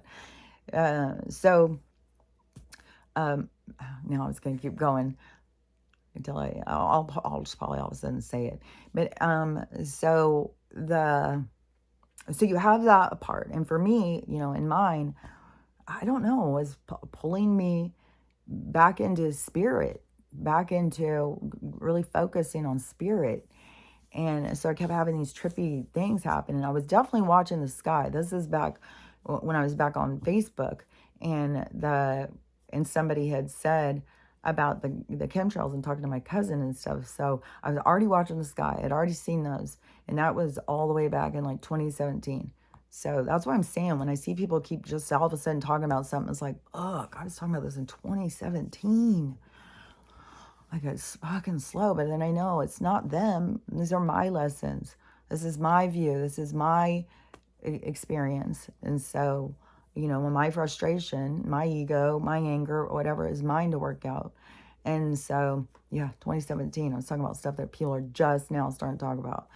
So I was, and so I was getting these arguments too on Facebook. And then I was showing, I knew about Nibiru back then. I could see it. I mean, you could see it perfectly. It was a giant circle behind the sun, and I was showing it on pictures, and I was showing it on Facebook, and people kept saying it was crazy. That's just, this one guy, he would really go in on hard on me, and it was funny because just yesterday, I think it was, or the day before, I asked my brother if he remembered who that guy was, and he didn't. I wasn't sure, but I was thinking, I wonder what that guy thinks now. Like, you're coming in hard on me, saying all this stuff. I wonder what that guy thinks now. Like, good, have your foot in your mouth. He was so aggressive towards me and such a condescending. They're always just condescending and rude, and they're always coming after you. You got to think how they think, or it's going to really piss them off. And so, and he was like that about everything. And it's like, I don't even know you, dude. I've never even seen you. I wouldn't know who the hell you were. Why are you just bothering me? But somebody my brother knew. But then he had a huge sweep out of people. But it was because they liked the Trump, because my brother, everybody in my family is very liberal, progressive. And but those people are all the ones who think they're smarter than everybody. That's what their ego holds them back from seeing the truth. Why they won't talk to other people and stuff, because they think they're the ones who care. They're the ones who are logical. They don't sit there and just think there's some God up in the sky, and they just have, there's a different way of thinking. And it was always a problem. Every time I ever said anything about God or universe or anything, they'd always try and turn it into like I was a religious person. I was like, oh my God. That's what I'm saying. I've gone through life just thinking like, what in the fucking hell is wrong with people? And so I was putting in pictures and stuff. Then I got my account got hacked on Facebook and got taken away. Facebook didn't. I mean, it was such fucking bullshit. So I saw Facebook was corrupt motherfucking shit back then, and I saw just bullshit, bullshit, bullshit. So but I had gotten involved with that group that was like do meditation and Reiki. When I went to go get the QHHT, because I got 2 of them. So if you go and you get one local in your group, those people all have associations with other quantum people, because it's a quantum practice. Quantum healing, QHHT, is a quantum healing practice. So it is, and it's about going deeper into yourself to heal the things that you think, it's all different things. Like, I mean, it can literally be somebody's weight issue. Because they were starving in another life, and now they're scared and they can't get enough, and so they just eat. And then they would see, if they just went back and saw themselves, and they'd be like, oh, fuck, I was starving then, not now. It does something. It changes you. And so that's the quantum healing thing. And so I had gotten one. And I was already on my YouTube thing. So I was already on YouTube. I was already seeing Dolores Cannon. I was already talking. I don't remember. I was seeing things about the Illuminati and shit like that. And I would say stuff. And then my kids will be like, oh my God, that's so old. That's so stupid. But when I saw this stuff, I knew it was real. I knew that, like where people say, oh, that's a conspiracy and stuff. I'm like, no, this is real. Like, how do you not see this as real? Like, I've been able to see what was real for a long ass time. And then I would tell people and nobody would fucking believe me. And so, but it was during that time, well, mom's just high, mom's just crazy, and stuff like that. So everybody stopped listening to me. And then they, especially, and I don't think they ever did listen to me, honestly. I mean, through my healing and stuff, the things that I have seen and become to understand, it's given me a big view over, me, my life, my choices and stuff. And so, my healing, like not living most of my life, not loving myself, not protecting myself. So went into the QHHT things and got involved with those local people around there who were into meditation. And you go and get involved with spiritual people. I mean, I don't know. There's all this new spiritual stuff popping up. So I don't fucking know. But most that I've ever is aware of aliens and stuff, that's just other souls, ghosts. It's just souls. Like, it's not like monsters and, what people think. So I think when you're talking to really spiritual people and stuff, that, I don't know, we talk about aliens and stuff. And there was a lot of talk about aliens. There was a lot of talk about stuff that was going on in skies and stuff. And I don't even remember. Like, I'm telling you, we were all thinking a solar flash was going to happen then. Like, people don't really realize, like, they're all focused. There's such a huge amount of people now focused on this stuff. There's a huge amount of us that were already focusing on this years ago. And so we were all focused on that. I mean, that's what fucked over on Allison Coe, because she came out and set a date that the solar flash was going to happen. And I mean, there was enough people that it took her down. So there was enough people who we were all paying attention. We were all on it. Then what I started seeing when 2020 started happening, that's when I started seeing the fracture in the spiritual. When I started seeing like, oh my God, these people aren't paying attention. Oh my God, they're not listening. They just go do this, go do. I swear I started seeing like, what? Like, there's a lot of people who are not really spiritual and not tuned into themselves. And and that kept going into the direction. My daughter came, and then she was all hung up on the TikTok spiritual and trying to tell me and that stuff. Is like, dude, I've been practicing this shit, but didn't have no aware. I mean, this is quite an eye-opening experience. And then when you get focused on your own experience, it is an eye-opening experience. You're in it. And so, and you can't get hung up on other people's view of you. You can't get mad at other people because how they see you. And it's what you do with the information. It's whatever you want to do. And well, it's you and your guides, really, because your guides are going to lean you in a direction, that's for sure. So but you don't always have to do it. And then you have lessons. It's always better just do what they say. I swear to God. That's when you stay in the biggest flow. Just do what they say. And they will just keep you, like, it's crazy. It's magical when you really get into that flow. It's just magic happening. So so then, I started having all these other experiences, and then my kids all started saying I was in a cult, I'd gone crazy. And that's when they started telling me I joined a cult. I was like, you did? That's when I really started being like, they do not know me. If anything, I would be somebody who would be leading a cult, not be following somebody else's words. No, I go against everybody all the time. I was like, no, I'm very defined in my own thoughts. I've got a team up there. Like, I know I'm not going to follow along on somebody else's thing. And I may have people who will follow along mine, and I will always be telling them to venture out onto their own. I don't want to, it's not my desire to get people to do what I say and to, that's a different energy. I'm just trying to share information for people to start doing for themselves to improve their lives and their lifestyle, because it's shocking how down everybody is and how people live. I just, it's crazy. I just didn't even know you could get so caught up in the storyline. I didn't even know people could give up so much of themselves. But I've had huge parts of myself that I gave up. So that, everything will always show you in your own life. So you can't just be judgmental, because there's definitely things I gave up, but I can look over there and go like, wow, God damn. But to me, then it's like, put it all together and you start seeing, the dysfunction and what we're willing to accept and what we need to do, what we need to fix it. Like, we got to get more in the mindset of fixers, like how we can fix it, how we can mend it, how we can make it different, how we can do better. Not just like helpless, we'll fall down the ground. Oh, somebody called me a name. Somebody said this, I can't handle it. I was like, dude, you got to be able to handle more shit. And it's sad is because so many people go through such hard challenges to teach them that. Like, oh my God, that girl who got shot, her boyfriend shot her face off, dude. Like, and so many of these girls that have these huge injuries were really super, super pretty. And, but it's all about lessons. And people think like, oh, these accidents happen. No, they won't accidentally happen. It is a purpose in your life.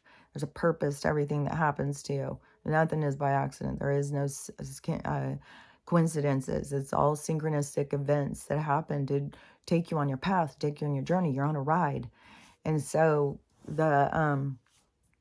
so when I started doing that and paying attention, and talking to other people, and my kids all started saying I was in a cult and stuff, and I was already feeling really good. And then at some point, I was doing good. I was going out by myself. I'd go out to dinner by myself. I'd go dancing. I had all sorts of friends I would go out and go dancing with. I was just doing my thing. And I do miss, because I would go dancing to Zola a lot. And I really do miss it. It was really fun. It was fun too, to just go around and, go around to all the different bars and go in. But it was like, because it's a college town, so a lot of them were younger. But Zola's, it was a live band, which I really like live music. I don't know where we got out of having live music. That was a mistake. But live music, and so band playing, and then big dance floor, and all ages. So I like all ages, all colors. It was everybody. So I really liked that place. It was fun. And it was cool inside. It was really cool. And it was 2 stories, so you could sit up on the top. It was really cool. And I do miss it. But, there's things from our past. There's things from that lifestyle. There's things from everything we're going to miss. I mean, this is a letting go. But just keep in mind, like, okay, well, I really loved that. So, maybe I'm going to make a place like that in a community that I'm going to live in. We just don't know. But those are where you keep logging in what you love. Keep that file going. Don't ever put that file away. Keep that file going. Always looking around, even if it's anything. It can be anything. Just keep registering in life what you love. And it's important for the universe to know what you like, to know what you love. And then to not, you can get sad over things you don't have, but it's best to live in gratitude. It's best to notice that even if they're not giving you everything you want that day, like that's an insatiable part of your soul. If you are going to have a little fit about that, you got to be and realize that time isn't a thing. Just like when they brought me that plaid suit, it came in 2 different sets. I didn't even know it was going to come like that. I just had gotten that jacket, and I thought it was just like a sports jacket, a plaid sports jacket. And I was like, oh, this is so cute. Or some jeans and a t-shirt or something. And but I was somewhere around there where I started being like about the plaid, and I started thinking, I want a suit. I think I want a plaid suit, because I had gotten a couple of jackets that I had run across at the thrift store, really cute ones and really nice ones. Like, it's when you go to some thrift stores where the people buy really nice stuff and then just give it away, it's so crazy. Because you can go to some, and some thrift stores have just a lot of junk, and then some have really nice stuff. And so I had gotten these really cute jackets, but I was like, oh, I want a suit. I want a plaid suit. And then they brought me the pants that matched the jacket at a completely different thrift store months later, after I had decided. Like, I'm telling you, the magic is out there. You got to be a participant. You got to realize that's what life's about, not this other bullshit that they want to keep you trapped in. So in that period of time, that's when I had gotten triggered, which we're almost to that fucking anniversary. I don't think it's going to affect me like it has in the past, though. I don't know. It's just been a whole thing. It's definitely a part of the journey to have this soul that you know, but you don't know, to come into your life. It brings up a lot of stuff. It brings up a lot of stuff. And I'll talk more about that once, either I feel pretty sure it's going to happen. Like, if it doesn't happen, that will be shocking to me, but something's going to happen. Something's going to happen. And so we'll see, and I'll definitely talk about it. So in that part, once I got the trigger part, because I was already in that stage of development, I was already come to peace with being alone and liking myself and having fun and going out and doing things. And so I had gone through a lot of jumps through my healing. And I was going all through this new spiritual stuff, talking to all these beings. And just, the one guy who I told you, it was like he just was like a drunk Indian. I don't even know what else to say about him. He was like a drunk Indian, and he would come like when I was in the shower and stuff, and he was always laughing, but he would tell me the most profound shit. I was just like, what? I was like, fuck. So I was getting all this really cool ass stuff that was happening to me, tons. As when I was out walking that one day, and all of a sudden I was out of my body watching myself walk. I was just having tons of cool shit happen. And it was just opening me more towards the, it was just the natural direction. They're just taking you on a direction. And I didn't know that, a few years later, everything was going to fall apart and stuff like that. They started showing me, though, because I think I was asking questions about my brain injury and stuff, and about all the stuff I had gone through. And they were showing me that this was a process. This was something that was happening. It was going to happen for everybody. And they started showing me. That's when I started seeing all these visions. And I started telling people. I was telling people that aliens were coming, that were going to, all these different things were going to happen. And then people started thinking I was crazy. Like, I was telling somebody at a lunch, and she got up and left. And, another nurse, like, people just thought it was whacked. I was telling people all the time. And, just like my daughter says, all my daughters, you've been saying this forever. It's like, this is going to be trippy when they see. I've been saying this shit for a long time. Just like, me wondering yesterday or the day before about that guy off the Facebook. If he is, what he's thinking now. He's sitting here harassing some stranger and telling me I'm wrong and telling me I'm crazy, making fun of me and stuff like that. And now all this stuff is going on. And so anyways, but when I got the trigger, that is like, it started this whole new stage of development. Like, I don't even know. It was like a whole thing. It was like very, there was a lot to it. There's so much to it. That's why I looked the other day. I think I have 12 journals. And some of them that was big writing. I was writing super fast. That automatic writing, you know, there would just be like, so some of them is like big things, but I was, man, I was going through a lot. And nobody, and then anything I would say, people kept thinking I was just crazy. I was crazy. I was crazy. And so, Spokane was pushing me out the door. I kept losing house after house. I mean, just when we moved into that rental, and then a month later, they said that they were selling the house. And then a month after that, they sold it and said we had to move out. And so it was just like, I couldn't get comfortable anywhere. And then I went to my daughter's, my other daughter, because she had a place. I was like, you know, can I stay with you for a while until I find a place? I gotta, you know, I don't know where I'm gonna go. And my other daughter, who I had the house with, she went and got an apartment because we had been already living together so long, and we always fight. It was always fighting, but I'm not gonna get all hung up on it. I know it's like, it's way, way deeper than what I have any awareness of. And so, because of things we push each other on. So I know it's like deep stuff. And I just had to keep focusing on my own growth. And I got a lot of lectures from my guides through that too. Like I'd go in my room, when she first started living with me, I'd be going to my room, like crying, like, what in the hell is going on? And then they would tell me and explain to me, like, you're learning about boundaries now. I was like, I am. And so anyways, they'll help you along through all this. I'm telling you, I was alone, but I was never alone. But it was lonely because I could never get anyone in the three-dimensional to participate in what I was going through. So, but that was a part of it. It was supposed to be that way. So if you do find yourself that way, there's a reason. Don't, and it's hard. Believe you me, I get it. It's fucking hard. But the challenges are what you're there for. So I was going through that, and I was, so I went to her house, and I kept trying to fill out things to try and get a loan to get a house because I had a dog and stuff, and I'm not going to be renting. I need to buy a place. Like, and no matter, if I had all this court stuff going on, all these things going on about my credit and stuff like that, I had my direction. You got to put your direction. You don't sit there and think, yeah, but this, yeah, but that. No, you put your direction.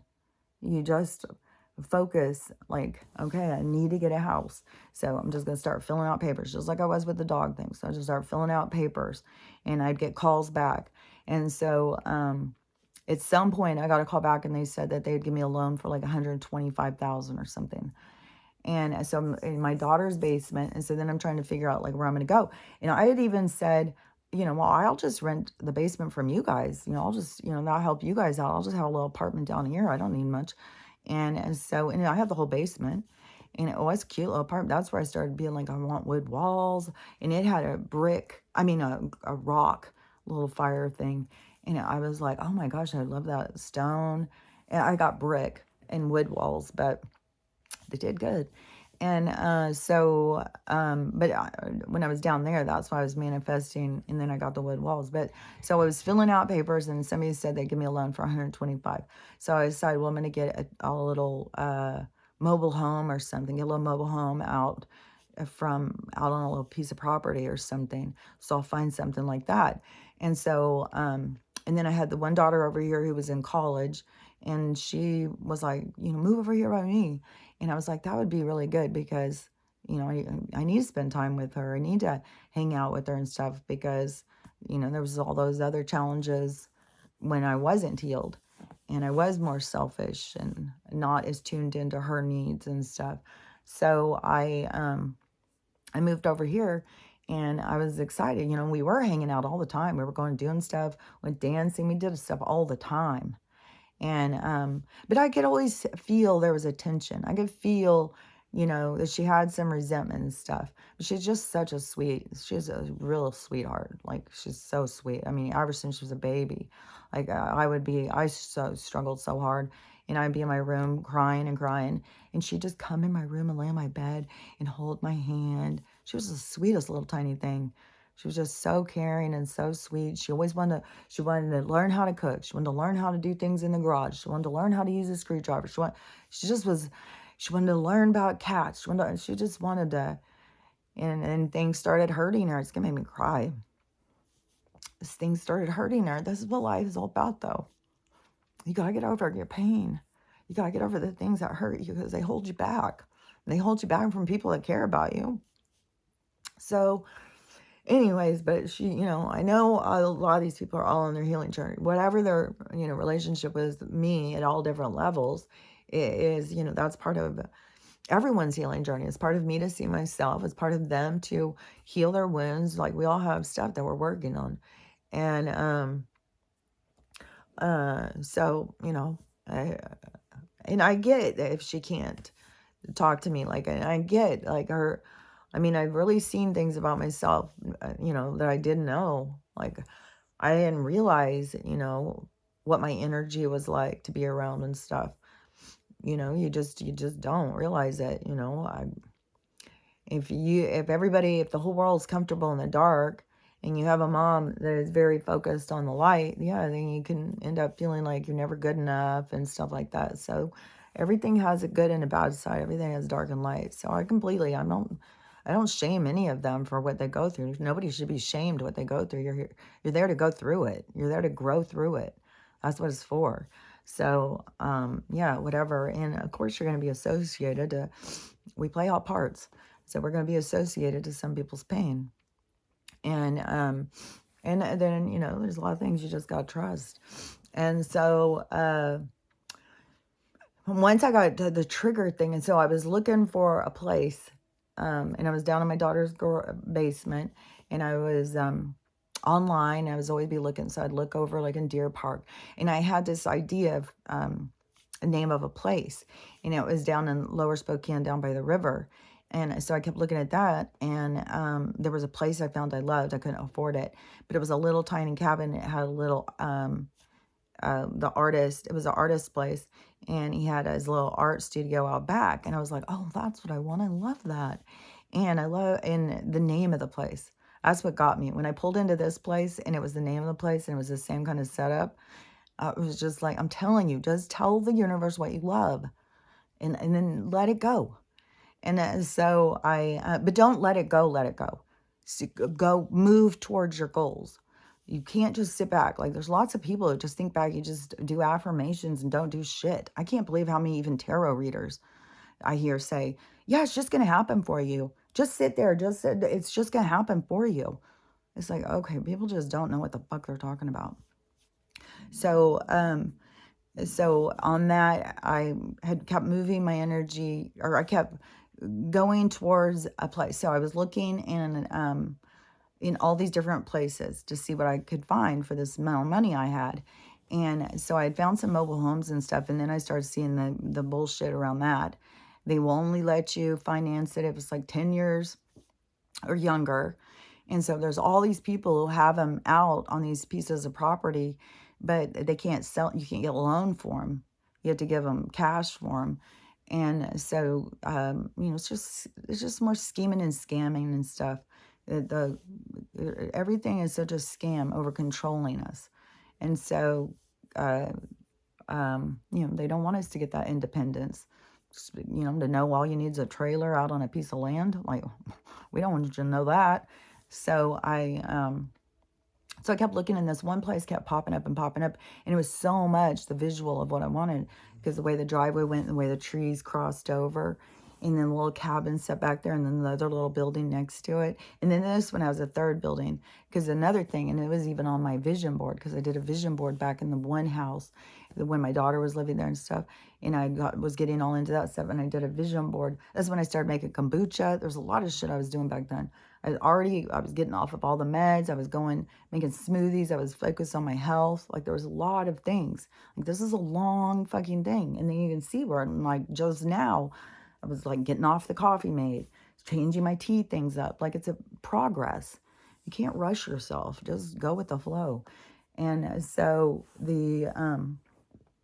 so when I had this place, I kept seeing it, and it would pop up on the Zillow. And I don't know why, I kept thinking, well, I couldn't get it. And I don't know why. I think maybe it was like 20,000 over or something, what they had said or something. And I don't remember what the deal was.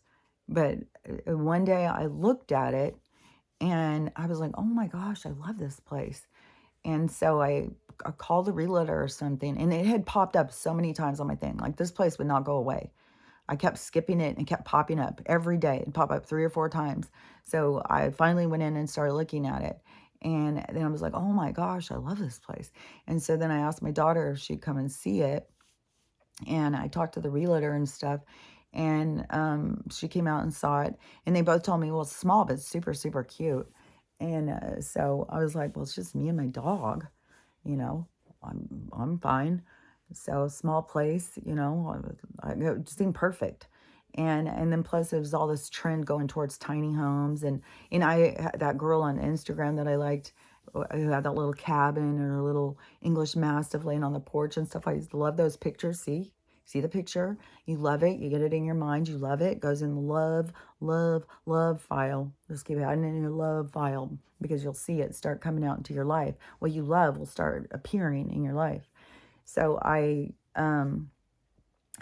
so she came out and saw it, and whatever happened with the loan thing, they figured it out. They got the loan, they got the money and stuff.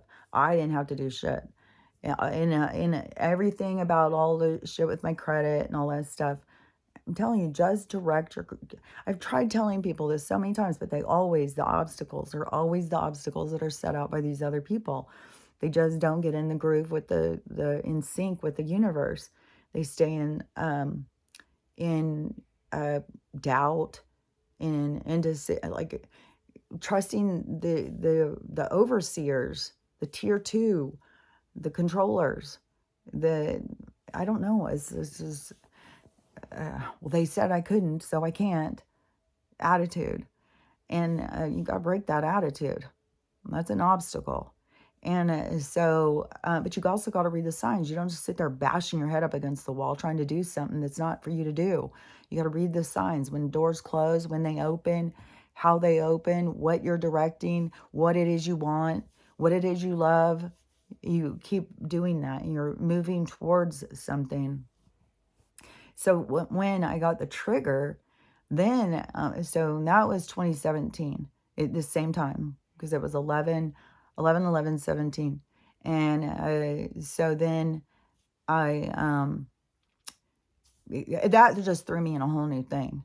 That was a whole thing. So much I went through for a couple years. And, but it wasn't like, there was some real hard parts, real hard. But I don't know, to me it was more of rebuilding myself. Just like coming in and doing this, you know, and you know, having somebody whose voice was laughed at forever, and then to come out and start speaking it. And, you know, it was a lot to open up my throat chakra. And I'd already moved up. I'd moved out of pain and suffering. I had moved up into love. And, you know, the natural progression was to speak my truth. But that is very difficult. And I think that is one of the things why I see all these people on like TikTok who are using filters for their voice, words, everything, because it is very hard. And people are wanting to speak their truth, wanting to speak up, but it's very hard. It's a development. So you can't rush yourself, but you just chip away every day. Just keep working towards what it is that you're working on. And so but through that part, to me, it's all been like stages of development. And then by the time, you know, it got to 2020, and that was like the big eye-opening book. I couldn't believe how many pieces went together. I was just like the puzzle all of a sudden, like I could hang this up. But there was nobody to talk about. There's nobody to talk to. Nobody to see. Nobody knew what the fuck I even talk. And it's just like I'm whacked out. I'm crazy. You know, it was just weird. So I was just got to continue on my own. And then I was approached by that one group of girls, and they knew who my person was and everything. And then that tripped me out. And then so I went on that, but then I started seeing like none of them are focused on their healing. They're just all stuck in obsession. And there was one other girl who had noticed that, so we became friends. And she's the one in Australia, so we've been friends throughout. But there's different times through your spiritual journey that even other spiritual people, you've got to be on your own. There's like to me, there's like an orbit. Like there's a coming in at the right time and going out at the right time. There's a lot of parts you got to do on your own. There's a lot of parts that don't involve anybody else. And so going through all of that, you know, I've just learned so much. But so then 2020, okay, now they're going to fight over a piece of paper. Because Stella owns all the paper. Oh, no, she's like, fuck this bullshit. She's pouting now. See, she's not a fighter. She's a lover. But she is a bitch. Honey, they've got all sorts of papers over there. You go get it out of my fire thing. And I had finished a bag of flour. So I had twisted it up. So obviously Mr. Pica can smell the flour. So he's going to tear that up. Ugh. As soon as I finish this, I got to get back on my training. So, let me wrap this up real quick. So it's all this development, but it's all different like stages, because then once 2020, like all these pieces were going together. Then 2021 is when I started stepping into speaking for myself, speaking up, speaking out, speaking my truth. And that is when it felt like I went through a doorway.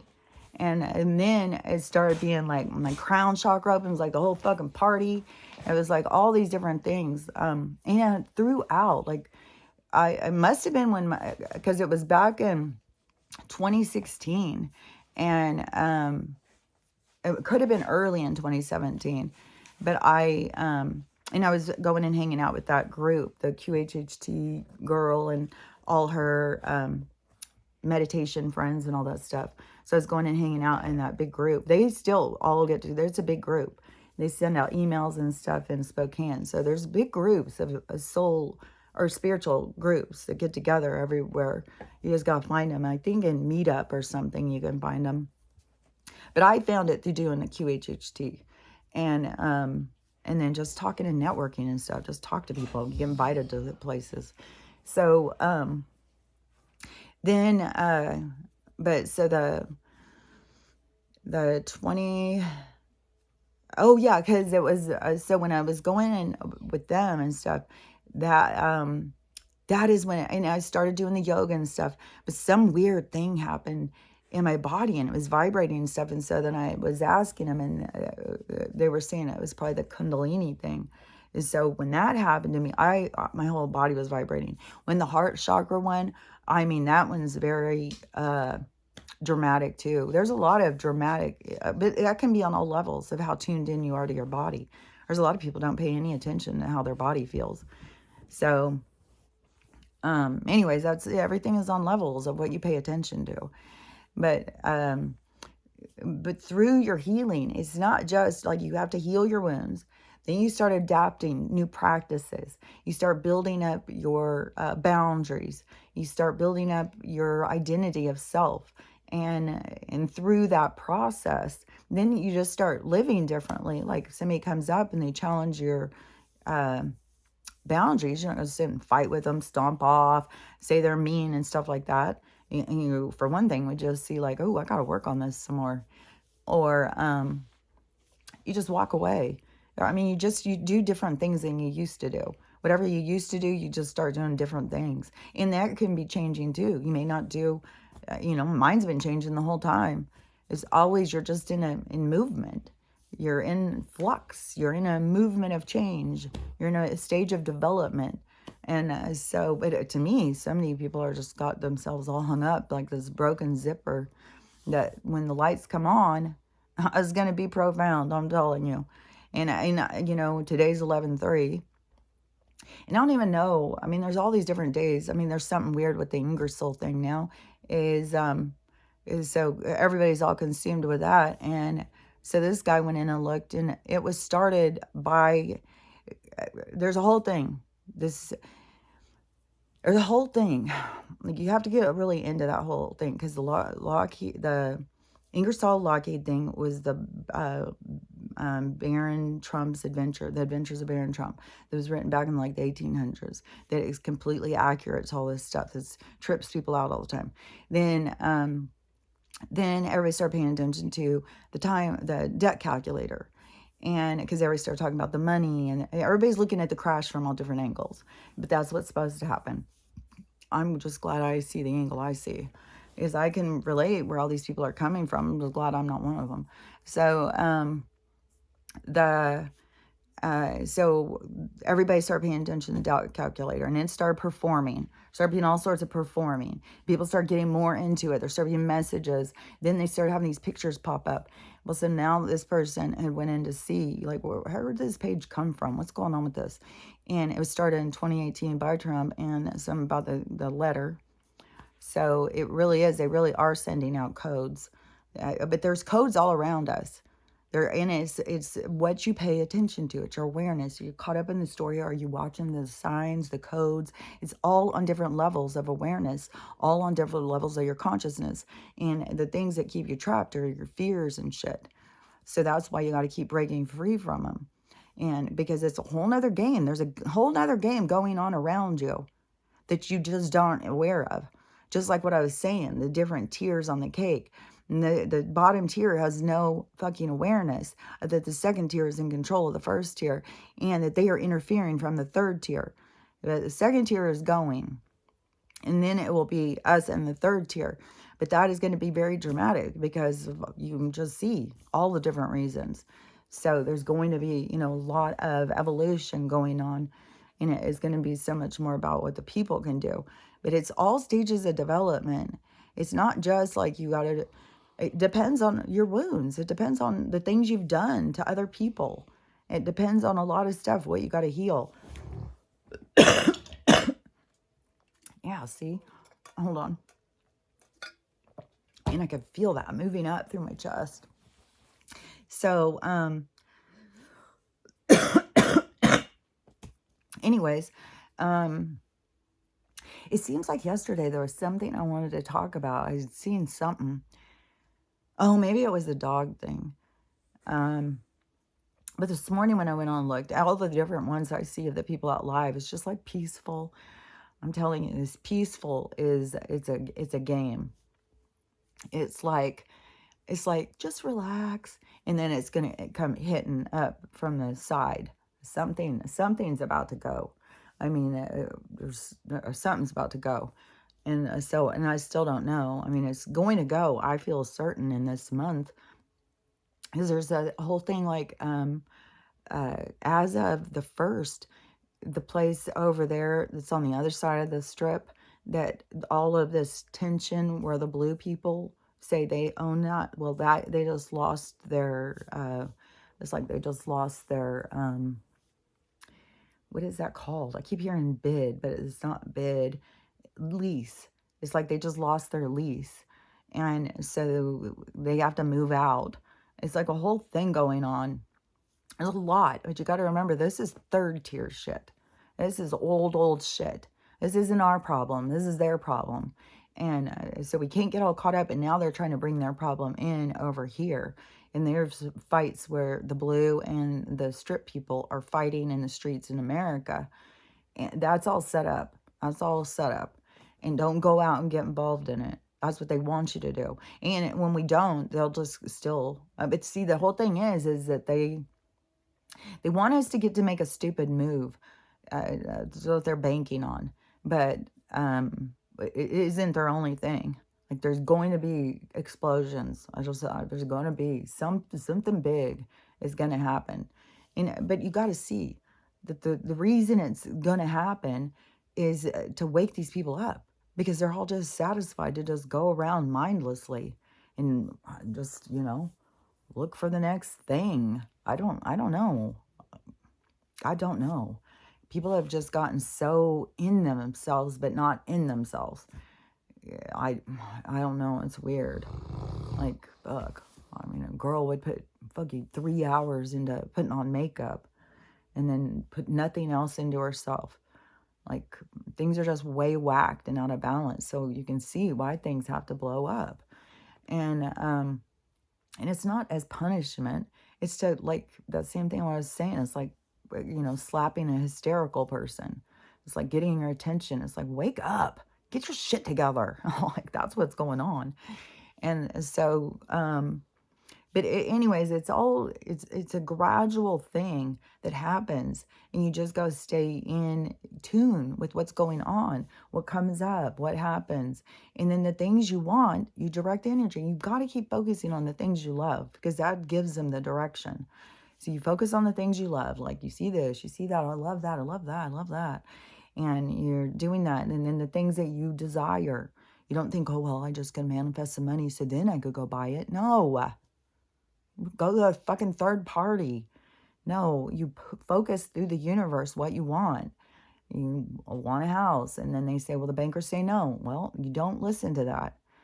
You stay directed. You follow whatever path opens up for you. And you stay directed. You want something, look into it. Start looking for the things you want. Start going out and looking and seeing the things you want and registering what it is you love. And then just you got to learn how to trust the universe. They just bring it to you. They'll just bring it to you. Things will just work out. It'll just come to you. And I mean, that's just a fact. I don't know what else to say about it. It's just a fact. And I've done it my whole life. I've done it. That's how I would take vacations, buy things, like everything, anything. It's like I don't let what the, the limitations hold me back. I am in trust with the universe. And this what I'm going through right now is my biggest trust fall ever. This is huge. And so, I'm very excited to see where this is all going to go. I'm totally just letting them, I mean, even when I go and I do these, and I can't remember the stuff I say, sometimes I'll have all this stuff going in my head, and it's like, I gotta just let it go. I gotta let it go. Whatever was said was supposed to be said. I said what I was supposed to say, and it's their action, it's their thing. I'm just watching to see how it all plays out. I'm watching to see. And they tell me things, and I'll definitely say, what they've told me. I'll say the things as most clear as I can once we get there. Like, I'll tell you for 2 hours about getting a dog. So it is, I'll clarify, I'll be clear and clarify, because that is what it's about, is trying to help people learn how to get in the groove with the universe, to become a part of what you are, to quit, trying to be something you're not, and get into what you are. And so your spiritual being here having an experience, you get too caught up in the experience. So, but the spiritual side of you has a whole nother way of playing the game, a whole nother way of experiencing. But that's not to say you won't have lessons. It was not to say bad things won't happen, that everything's perfect just because you're on a spiritual path. No, you just see the things differently. You look at the challenges differently. You look at the things that happen differently. You don't judge the other people. You don't mad at the other people. It's not the other person's fault. You are on the stage of development of seeing what you can do, taking your pieces to fix you. That's what your life's about. So, and then you get these people, I don't know, the love and light people. Oh, I'm not broken. I only see the good parts and stuff like that. It's like, you don't want to see anything. All you want to do is see the love and the light. You are closing yourself off. You're claiming spirituality, but you're closing yourself off from everything. So, but that is a stage in the development. That is a stage for all those people to see. And all the people that have followed along on their journey, that's for them to see too. Everybody has things to see. Oh, because like that woman, those women in Texas going up and stealing all that candy. I can't believe how many times I've seen that video. And you see them so clearly.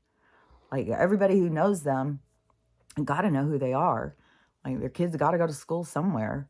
It was like, oh my God, the humiliation of just showing that seedy side of yourself. But that is the thing, is like, there's doorbell cameras, CCTV, there's everything around here watching us all the time. But, I've known ever since I was a kid, they were always watching. It wasn't just the soul watchers. It's the ones who are watching. Do you have integrity? Where's your honor? Because it's not that it is you feel exposed. Like you feel like, you know, you've dishonored the universe. You've dishonored your grandparents and stuff. Like, I think some of this stuff, some of these people going through these public humiliations, it's like, fuck. That is some hard shit to get over. Like, I don't know what you're trying to balance out here, but damn. Ugh. You know, I wish I could buffer everybody's, but everybody's on their own lesson plan. Everybody's got their own shit to deal with. Everybody's got their own stuff that they're trying to balance out, you know? So, you know, it's just crazy when you see some of that stuff. And, you know, it's like, oh my gosh, because they're so skeezy. I mean, they even picked the candy up off the ground they dropped. Like, they weren't leaving one piece for anybody. And they got there when the bowl was full. And they all had their bags. And the moms, the way the moms are just taking all the candy. It's like, can you not go buy a bag of candy? Like, what's going on with you? Or you just are like, an opportunity to steal and you get so excited, you're charged up. Like, there's so many people who just live in that dark energy, that charge of that dark energy. And I told you, it's intoxicating. But it will leave you naked and alone. Like the only person, well, the kids, there's a lot of people are going to feel the humiliation of that whole fucking scene. And it is just being shared. And then there's another one because some guy had seen the empty bowl and he went out and got his kids' candy and came and dumped it into the bowl. And and there was a few of those videos that have gone around. A kid who had done that too, he got his candy and put it in the bowl because the bowl was going empty. So there was, you know, really sweet, heartwarming things. There's a funny one that everybody keeps sharing about these kids that went around as Joe and his Secret Service, and he's falling everywhere. There's tons of those videos. Like the person, whoever went with them, made sure to get lots of videos, and they're shared all over social media. I've seen a few really cute ones and stuff, but still, there's just like a whole mindlessness being purged out right now, and it's just is so clear to see, and not in judgment of all the people, like they're all playing their roles and stuff, but as an observation where you just see like there's this so much mindlessness. I just saw a video, this was funny too because this was yesterday, and it was a young girl, and I don't know, we're probably in her 20s, and she's like, okay, I'm so confused because I'm not that smart, and I don't know, how do I keep being the smartest one? Like, what's going on? Like, this is getting weird. Girl, I know what you feel. I know what you're feeling. Yeah, it's weird. It's like when you start having awareness and you start paying attention to things, you start realizing like, fuck, what's wrong with everybody? Like, it's crazy. So, but people aren't paying attention. They're on autopilot. They're paying attention to what is spinning them out, what's got them worried, where they got to be, where they got to go, what are they going to do to have fun. So they're just not in the sync of life. They're in the struggle. They're in the struggle of life. Two different paths. So, anyways, let's see. Was there something else? So hopefully that makes sense about what I'm saying about, because that's what manifesting is about. It is about, following the path. The paths open up to you. They show you. They'll come in messages. They'll tell you things. And then you got to be like, okay, this is where I'm going. This is what I'm doing. It's a trust fall. It's just trusting that they're taking you where you're, it's just a different way of living. And then all the things, don't let the interference of what they tell you can't do. You don't do that. They want to hold you back, but the universe doesn't. So you've got to get focused on what you love. I think a lot of people don't do that. They're focused on desire or something, wanting what other people have. And another energy too, that I'm so fucking glad when this energy purges out. I am so sick of these girls getting on there trying to sell me shit that I don't need. It's like, I don't like commercials. I don't like anyone through my life since I was a kid. I've thought it was the most absurd shit that people are going to come on and try and sell us shit that we don't need. And maybe it's growing up on the stones. I don't know. But it is like, that's some bullshit. And it just gets bigger and bigger and bigger. And it goes more and more extreme and more manipulative. And then they get all these other people just spending all their day. Oh my God. And I can't believe it. How the girls take it all serious. Like they're turning that into commercials. And it's like, oh my God. And where do you think this is going? That's what I want to say to them. Where do you think this is going? Like, where do you think this is going, honestly? like, it is madness to me. So, I don't know. It is so weird how it's just all these people just coming on there. Oh, you got to buy this. You got to buy that. Oh, I couldn't go without. I mean, there's one girl, her whole fucking thing has turned into that. Oh, this bed topper. Well, I got this. Oh, this right here. Well, I got this. Oh, this right here. Oh, this right here. Oh, this right here. Oh, this right here. Oh, this. It's like, Jesus Christ. You sell like this, like this consumerism and this is so vile to me. And so that energy is just like, it's putrid. So, I'm not trying to be judgmental and hateful, but it's very putrid. And I know it's being purged out. That's not energy we're headed towards. So that energy, I don't know. I mean, you got people who want you to fucking invest in war and invest in just buying shit from China and then buying someone else's shit. They're just so busy just trying to sell someone else's shit so they can get a fucking piece of the pie. It's wild. It's wild. It's wild. I don't even know what to say because it's all on stages of development. I mean, you either see what I see or you don't. And believe me, I've lived on this cliff for a long time, seeing, on a lonely cliff, seeing what I see. And, but you got to find peace. I feel fortunate that I do have strong guidance because, fuck, I don't know what I would do if I didn't. So anyways, just, just keep trying to find yourself. That's what it's all about. Healing your old self, letting go of who you thought you were, and then moving towards your new self, and then living life in a different practice, more in sync with the universe. I mean, that's all it is, and so, and everybody's giving me different stages. It's the beginning stage that is the hardest. It's when you go through, it's not just all of a sudden the waking up and seeing, like, I'm realizing, like, that is, to me, is important. That's the part that I keep waiting for everybody. But some people wake up to that, but then they're still carrying all their pain and suffering. So they're still trapped. Like, there's so many people trapped in different areas of this. But this light coming on is going to remove the traps. It's going to take away the chains. It's going to change everything. And and I swear to God, it's got to be coming close. Like, it's got to be, because of, like, that land lease is up. There's so many there's so much shit going on. So much.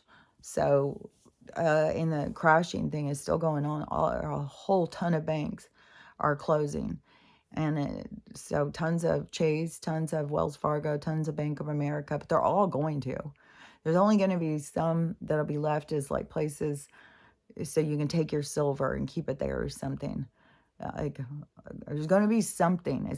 They're going to be called something about redemption centers or something about helping you to do your financial, because people are going to have a lot more money and people don't know that much about money. So there's going to be people there to help you figure out your money. So there's going to be some kind of a thing, just like we're going to have healing centers. And I keep seeing way more with the med beds popping up, way more. And I cannot wait. God, first thing, I'm getting these implants out. Probably, I don't know. I bet you all the tattoo ink comes out. That's what I keep thinking. Because anything that is toxic, that is not good for our bodies, is coming out. Everything comes out, and everything that your body needs grows back. So my gallbladder will grow back. Everything you need grows back. And then your cells reverse back 30 years. So you go back to such optimum health. Like, fuck. Go back 30 years and how much work I've done on myself to get myself healthy at this age. And I'm going to go back. Fuck. I swear to God, I'm going to feel like a superhero. I just can't wait. I just can't wait for what's to come. I'm so excited. And then sometimes I feel like I get too excited. Like, just bring on the pain. Hurry up. We want to get through this. But then I've seen other people. They're saying the same thing. They're just like, this is too much. Like, come on. Like, how many misfires we got? Fucking, it's like we're playing Russian roulette with these motherfuckers. And it's intense. It's like, God damn, hurry up. Just do what you're going to do so we can get through it. And so, it's right on the edge. And I think that that's what all these other people are trying to push in. All these other leaders are trying to push in and make them take an action. But they've got such a weak action. I think, but it's going to be dramatic. It's going to be dramatic because it's going to be a lot of bloodshed, I think. If they start blowing shit up and people start coming out of the woodwork, shooting, and like, who knows? Who knows what their plan is? Violence, so that they can say, oh, see, we need to save you. You guys need us. Fuck off. You guys ones doing it. You guys bring your fucking people in here, harass us, and drive us crazy so that you can feel important. Fuck off with your shit. So, anyways, it's all happening. It's all going. It just drags. But I also heard some other people say, keep in mind, while this is dragging, what they're really doing is using your energy. And that's what I said. I think they keep charging this up because they're using the energy. And I'm not sure how it's all playing out. Like, I don't know. Like, what is all going to go on? I guess it's going to get so ridiculous that, like, the Galactic Federation is going to shoot through the firmament or something. Like, I don't fucking know. That's what the Ingersoll fucking thing is showing. Something's going to come through the firmament. It's going to come from outside. It's going to buzz through and it's going to raise the water. And so, and if this is the white hat team trying to let us know, I mean, but there's been so many things, the maps, there's been a lot of things to keep showing us, to keep getting it in our heads. You got to read the signs. And they keep saying the water's going to rise. There's going to be a lot of drama. But this is all survivable. Like, there's nothing that isn't survivable, but you're going to survive if you're supposed to survive. If you're not supposed to survive, you're going home. You're leaving the game. This is just, the game is like flipping over to the other side. It's like sometimes, when you have a game board and it's a game on this side and then it flips over and there's another game on this side. It's like we're in the middle of the flipping. So not everybody wants to be here for this game, but all of us who are here for this game, we don't need to worry. It's like they're going to be challenges. They're going to be scary, but it's all for your own growth, all for your own healing. And then there's going to be some drama with people leaving to go back home because they're not going further. So there's a lot that's going to go on. And it's going to be scary. It's going to be painful. It's going to be hard. But just keep in mind that this is a state. It's all about your development. You don't have to rush. You don't have to go fast. I've been doing this since 2009. There's no, like, these people like, I did it 6 months. I've been doing this 6 months and I'm good. They're like, okay, you don't even know what the fuck's going on then. So anyways, just don't get all caught up and feeling like you're not doing enough. You're not being, just go with the flow. Get in sync with the universe. Get in sync with your life. Get in sync with your guides. That's what it's all about, as far as I'm concerned. So anyways, now it's like 2.5 hours, but we got calmness a little. So I've got some messes to go clean up. I don't smell poop anymore, so hopefully it was just a fart. But still got a lot of pee. It's like I got a lot of training to do, and it's fucking pouring outside. That's one thing when I was aware enough to know that. It is goddamn pouring outside. I can't believe how it keeps filling up my whole yard. Not the whole yard, but I keep definitely getting pools in the yard. It is raining so hard and so fast. And then we got like 7 more days of it. Fuck. And they just keep changing it anyways. Like they can say, oh, this day is going to be sunny. And then all of a sudden it's fucking snowing. And you go back in and look. It's like, oh no, you're under a weather watch. And it's like, oh my fucking God. They've lost control of the harp. They've lost control of this reality.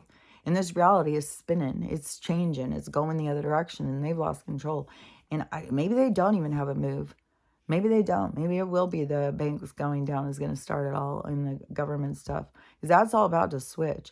And it's so wacky how I keep seeing these people are like just satisfied to live till 11:24. It's like, dude. And then plus it's not, I don't know why I kept thinking, I think it's because the voting day was the day after my daughter's thing. I've just always got hung up thinking it's always 11:3. No, it's this Tuesday. Because then I saw it was 11:7 that's coming up for the next one. And so, but all these people who are just willing to wait it out, we'll get there. We're going to make changes then we'll get it together. It's like, how long have you been voting? What? So, but everybody's got pulled free at their own pace. But anyways, that part is going to be another one. It's going to be pulled right out of their hands. Because there's going to be a shift. It's going to happen. One thing that, what was this? Oh, it's The Simpsons. The Simpsons said, I think, Joe's going to die. We're going to have they said all these things. So probably, I mean, any of these things, they could have Joe just fall off the fucking stage. Like, anything can happen. But, you know, there's some things where I'm always like, okay, so they're trying to teach people to not be tricked, but they're tricking people hardcore. So there's got to be something that's going to be how that all fits in. So, like, I don't know if they would just have him fall off a stage like that and just pretend like he's gone. Because to me, they got to tell the real story.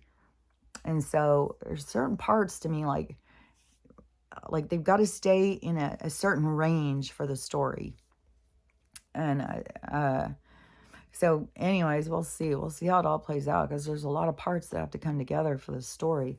But it is, you know, everything can go. I mean, the banks could close today. The market could drop. Everything crash. Joe could fall off the fucking stage, and everything change in one split second. So, you know, don't get caught up in their drag and how that's dragging. Don't get caught up in that. Don't get caught up in fear. Don't get caught up in anxiety, because remember, that's what they're using you for right now, is to feed these other, I don't know, the dark energy that they live off of. Probably they use their rituals and shit.